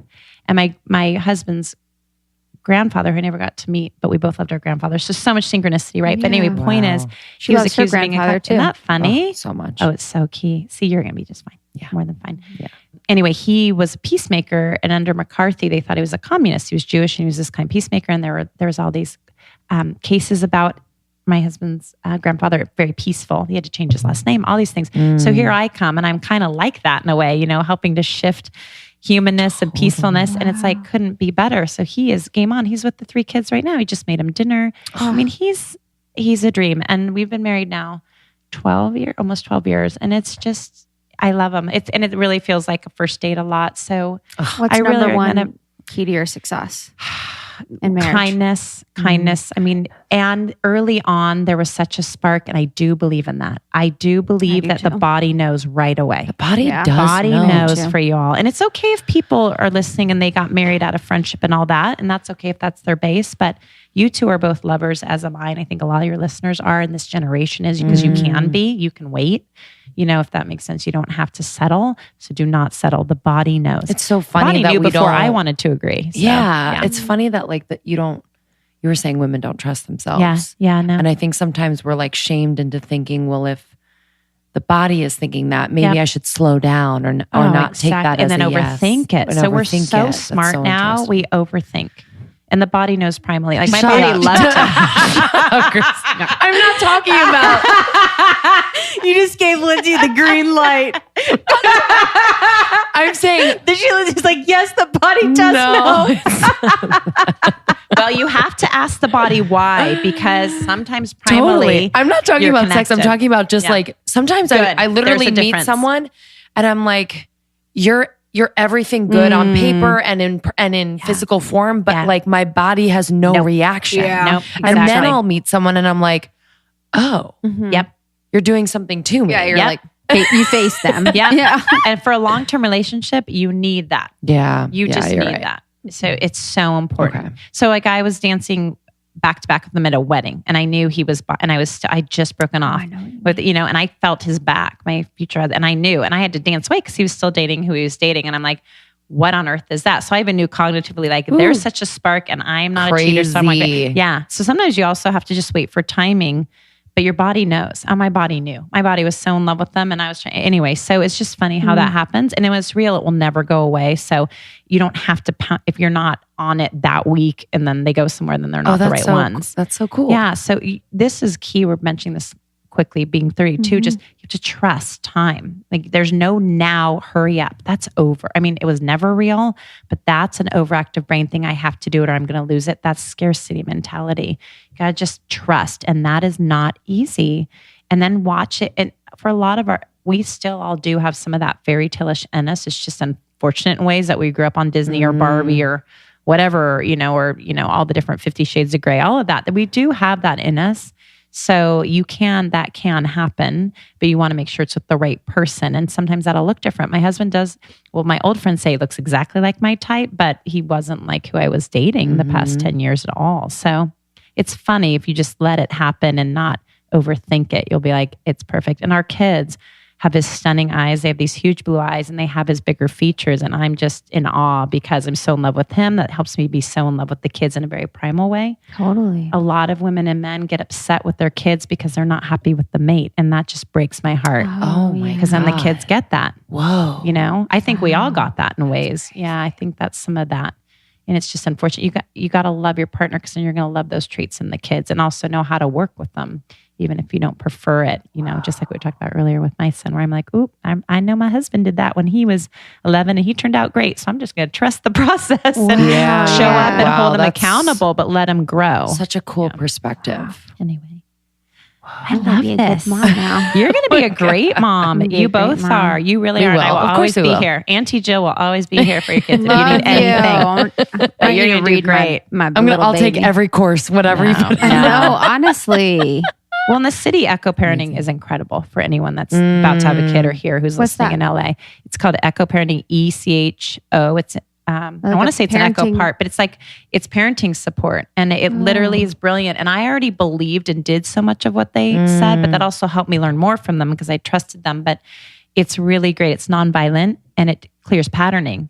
And I just remember a lot of the old things, because I know everyone listening who's already a parent, and you guys are going to see when you're a parent, you think you're not going to parent just like a parent, but then something's going to happen at some point. I remember when the kids were 4 and 2 and I was writing Intuitive Being, I was exhausted. And I was literally in our little linen closet, and our sweetest little Ella came with a pink van wanting her shoe tied. And I almost turned around and snapped her head off, because that's what happened growing up. And it was probably just so many subconscious, unconscious things. I was probably exhausted the way my mom was, who knows? But I caught myself, and I looked at her big blue eyes. She just looked at me like, for a second we were quiet, and I had to breathe. And I'm just like, yeah, I will. And she's like, okay, thanks. So they're so forgiving and malleable that if you can catch yourself, it's so fascinating that then you change the course of your new DNA and your children's DNA. Like that's part of Yeah. the flushing we were talking about earlier, because you're creating a new pattern in yourself. It takes time. It takes a couple months or days or years at times. But Wow. we're so flexible, and we don't know that because we keep doing the same things thinking we're like set in stone. I'm calling some people tomorrow, telling them they're flexible. Let's make it happen. A lot of apologies when you're 32. I'm sorry for this. Even a breakup or someone that cheated on you. I'm sorry for my part. That's a big thing for 32. Oh yeah, We should do that? Yes, you should do that. You just did that. Wow. Yeah, I just did that. That's someone. crazy. And if you I are felt it. nervous, didn't you feel it? I felt Oh, it that's was amazing. What if they're literally married? a download. If you're I'll let 'em married, I'd hold it. So, here's what happens to me. So I'm married, and then I'll think of that, and then I'll run into him at the store or like at an airport. It's uncanny. It's interesting I think when it comes into our aura, our vicinity, we just make a little mental note or a Post-it note of like one day, and then when it happens, you're ready, because it could be a 2-minute interchange, and you're like, nice to see you. And you don't have to sob story, but nice to see you. I'm sorry for that, and I hope you feel better, and I feel, and I'm sending you love or whatever. That can change their whole molecular structure and your own. Wow. So that's big. Taking 100% of your 50% is what we really teach with present and with I am. Because I used to my sub story was I got cheated on, and I was like, I got to own that I hide or I flee, and I pick that. So they let me be that way, and then they cheat, but I'm also cheating by hiding a part of me. It just, when I finally saw that, and that's around 30, that's big. Wow. But I hear you about holding. If it's going to hurt another, I would wait and then let the fates take care of it. And it happens every time. Oh, wow. It's fun. It makes life That so is matrixy so and fun. So fun. Miracles are we're living natural. on it. Miracles are natural. That's my favorite thing to say before bed. It's really well said. They are natural. And I think this is the miraculous part of the brain, Yes. the front. Trying to pull to the front of the brain. Pull when to you're the front of the talking. brain. It helps. You should sleep better. So if your head hurts, it might be too much pulling, but you should feel better. Drink water. I know. Come on. Heavy lifting. I'm like, Jill can tell. Yeah, no, you're so good. This will rattle some for a bit, or you like let it all the molecules fall. We've kind of like shaken up the glitter. know. This has been the snow I'm globe. so grateful. Insane. I cannot even express Can we just to talk? you. Sorry, Yes. really quickly about your book. I want everyone to know about your book before we go. Yes, since- please. That's so kind. Intuitive being. Yeah, so we're going to have Intuitive link it being. in our show notes. Please, we'll do right? giveaways. That would mean so much. I would Yes, love that. love And that. I said, everyone stay with it. Even if you read a page a day or put it by your bed or in a room, It's my favorite kind of good book that I juju. can read a few pages a Yeah. day. Yeah, that's all I Yeah. can take with most books that I read. I love that you do few. that. I agree. Because And I'm actually absorbing it. If it's too many things I need to, Exactly. I can't. No, and there's no race. Even when there's book clubs, I'm like, I don't mind if you're on page 5. I love you. Like that's that old adage too about finishing it and then cramming it. And we've learned to do that. And but I do recommend getting it. And I recommend giving it to teachers and people because there's a lot of people in the healing industries around us that know, or it could be a mailman that we love, a mail human or whatever, but someone that, or pass it on when you're done. You don't have to buy another copy. We're trying to do audio. We're not there yet. I'd really love to do the audio You should. book. Yeah, That'll be you good. totally should. That'll come. Thank you. And it works. It's been the download. It started as a pamphlet, and everyone who's ever done readings loves it for that reason, because it just supports this. It will open you up. All these miracles will happen. Simple things come in. And the last thing I'll say about the book is everything's really simple, meaning you crave, try having lime. Like right now, lime colored foods are so important. Cucumber, dip it in whatever you want. If you like sour cream, if you're vegan, make a hummus but get the lime colored foods right now, the celeries, the greens, the lime in water. I mean, go buy a lime at the store for 30 cents. Try to wash the outside of it, cut it in half and squeeze that lime in your water without putting the rind in. And that's brilliant for you right now. All the herbs, basil, parsley, it costs $1, if not less, especially to farmers, and put that in your water. Water with hydration is key. And a lot of people are drinking too much water actually. So it's about those lime and green cup food. No, it's great. But that's big right now. I just pair that to the book because we start to overthink things, but it's kind of the simple that then gets you to see it wholly, and it makes you use both part of your brain. And that's why we say get it and just read a little bit of time like you know to do. So Why it's not lime cramming. right now? What Because about? so lime is actually more. I love you asked this question. You're so wise. I know. You really are. Isn't it crazy? No, I've done so many interviews, and what you guys are pinpointing is like so on point. Because we're It's present. ridiculous. You know 'Cause why? That's exactly I'll say why. which is Because we're brilliant. present. Because a lot of people aren't. They're like, okay. So well said. And that's such a gift. I mean, I just truthfully, you guys. So what's so important right now is that we're alkaline, and lime is alkaline, and so is lemon, but we're really overdoing lemon right now in the gut. And it's great to do it if you crave it, but then notice when you don't for a little while, a week or two. But lime is kind of known as 4 to 5 times more alkalining in the body. And what's important about alkaline is when your body is alkaline inside, cancer cannot grow. You're not acidic. So everything in your internal is better. Everything. And then you see it on the outside. You look so much younger. You don't need as much on your outer being, your hair, nails, skin, all of it. Wow. And acidity leads to inflammation, all of that. And that's what we're hearing finally more about. That came in readings so many years ago. I'm like, what on earth is that? So that's cilantro and all those things that are so inexpensive that you throw on your pasta or you throw in your salad or you throw on a dip with crackers. I mean, you keep it so simple. That's big. And then the rawness of nuts and protein comes in is really important too, to kind of go with that. So you can sometimes mash that up or add that if you want protein for a little more to it. But the lime is key, and it really is an internal cleanser. And so much is releasing right now as we're cleaning out our closets. This is so full circle to the beginning of the talk. Thoughts are letting go, patterning, systems. That's why we're seeing the shit show out in so many forms, including politics. It's all leaving. We call it the second chakra. It's very orange, and we're leaving it. So the green is helping to flush it, almost like Mama Earth or Mama being like Mother, like, it's all good. Let's just clear this. Let's clear the slate. And you need extra, really clean pH because thoughts are acidic. Acidic stress is acidic. So it's not just what you're eating, but those type of internal foods flush and you pee it out, or you poop it out, or you sweat it out. Such a higher rate, and you need less exercise. You need a little more just kind of stretching and letting it release versus doing that whole rat wheel thing. So any of those lime foods are key. Anything that's grown on a tree right now or in the ground is key. Key. We need rooted things. Things that come from roots or roots, because we're clearing, so we're going to be more spacey. And so it's just really important that you're getting things that bring the roots back in and cleanse out the bottom of your gut. A little bit. It does seem that people have said that before, and I can't wait to learn more about Ayurvedic, which I think Ayurvedic is brilliant because it understands the system. So does osteopath, really good acupuncture right now, Reiki. Anything that's clearing the whole system and knows it's a system is so important. Our Western medicine's really big on one spot and going in and clearing that out. And that's just mechanical. Yeah, it's really unhealthy. It's just really unhealthy. And it's like the quick fix. But once you've broken our structure or our aura, because you puncture it going in for any form of routine surgery, anything, it makes you a little more cray-cray. And that might be full circle to what we were talking about earlier with celebrity. It's like the more wow. You got to be careful. You got to be careful with your aura. Drugs can do it too. Which also is when you go into surgery. It breaks down your chi, your life force, energy, and then thoughts happen, acidity happens, a lot happens in the body. And then you get a little deranged. You think someone's doing something. It's very young, very young. So just back to lime, squeeze some lime on your cerveza and you're all set. I'm literally going to Whole Foods after this. No, I'm like, do you have any limes in here? Right? No, you guys go to Whole Foods. You'll look at Whole Foods so differently. And it should be less expensive in ways because you'll get kind of more of the real stuff. Yeah. And but minerals are really important too. But once again, that's earth. Earth. Minerals are so important right now. Wow. Multi-mineral in your water. Sorry, I know we're going on that. But you can get it for so cheap. And just remember these simple, because a lot of people think they're crazy or they're hormonal or whatever, and they just need minerals.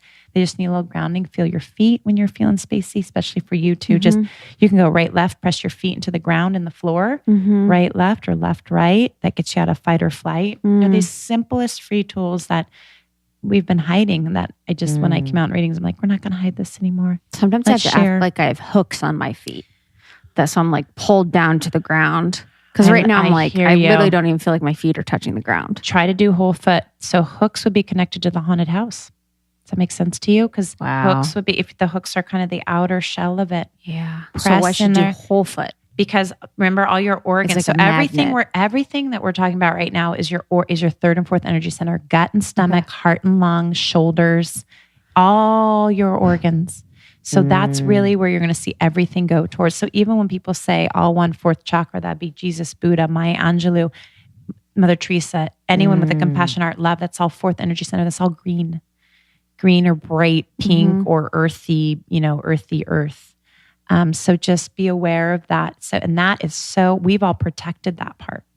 Women have. I mean, it's unsafe to be. So we've all kind of been on our tiptoes or on our heels or kind of danced around things. Think about that in the storm. Wow. Just thank you for letting me you be an example there, because you can cut this too. But I just want you to know how connected that is to your dreams about haunted houses. Wow. Because a haunted house would be a shell without the protection of the whole center. Wow. It's just food for thought. So breath would be great for you. Just deeper breathing, opening the lungs really flushes out all that stuff. Even just before bed for 3 minutes, you'll have completely different dreams. And you'll wake up having an easier morning routine because you won't feel you need so much stuff to get going. You'll be more in that flow, kind of like your own self-waterfall. Really important. Instead of falling, there's a huge difference. So anything that's water and flowy is important right now. And everything we discussed was water and flowy. Wow. Breath, the foods, the lime, the squeezing, the good stuff. Peanut butter with celery.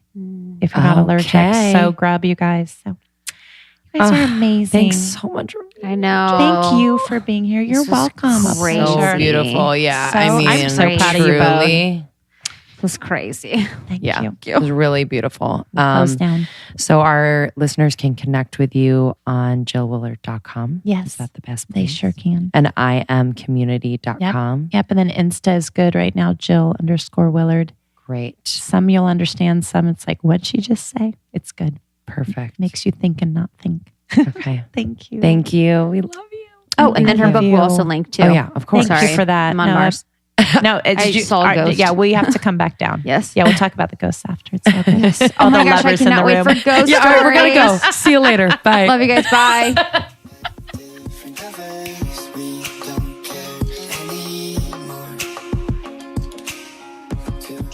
Good one, right? How about the priest? I mean, those stories. Well, I like that she tells him, dude. it is because it's real and it is such a gift, and a lot of people will envy it. But damn, with every gift there comes like this. Wait, what? Her gift? Her gift. Oh, I was talking about the priest molesting. I know, but like boys. that's a burden to know that it's happening. Yeah. That is no. So what's the gift part? The fact that she's an intuitive. Okay. Meaning like on the broader, like In the bigger scheme. bigger picture. Okay. I was like, the priest situation. That is not a gift. Yeah, that's the Let curse. that be known. That's the other side of it. Yes. So yes. Like okay, the fact that she can sit in church and know that the priest molested that boy. That what a burden. You know? I mean, what would you do? I honestly don't know Stab what I him would with do. a cross. Yeah, because In I have the a heart. law and order in mind. the penis tip. I literally have a law and order mind. Like I would probably. 100%. Like I want to, yeah. You'd like Okay. poison the wine. And honestly, I think that stuck with me. I was like, and she was just so strong. Like she was so strong. You know what also I think about too, that she said to us after air, drinking more green. Oh my God. Lime green. Lime green. She said more drinking and eating more lime green things. So like limes, like light Avocado. leafy greens, avocado. Light leafy She's greens. like, she literally said it out of the blue. She's Out of like, the blue. She's like, oh, lime green. Lime green, you have to eat and drink more lime green things. She's like, I don't know. I know. And we were like, done. I told my friends, and the next time I went to their house, they had a bowl of limes. Cute. You know? Yes. But we believe it is truth because it is truth. Yeah. She's like, you need the nutrients, the minerals. She's not working for limes.co. Do you know? You just believe it. Yeah, she's not. She's like, you guys need more limes. I love when people are I've got a bag of them. skeptical about that shit. Like, I why are you know. skeptical? Yeah. She's not working for anybody. 100%. Let's go. Like, lime. Let's go. Let's go. But I mean, Woo. ooh. Jill Willard, Intuitive Being is the book. Excited to see you on in Toronto. In Toronto, Chicago, and our other cities. Can I say them? Let's say them. New York, Boston, SF, Austin, Dallas. And then we're going to be doing, in the fall, San Diego, LA. Yeah. So don't worry about that. And then potentially a few other dates. We're talking to some brands and some companies. So if you possibly work at a brand or a company that would be a great fit to have us partner with on an event, that's what we are doing right now. So we're working specifically with one amazing company in one city, and we're doing a special event just for them.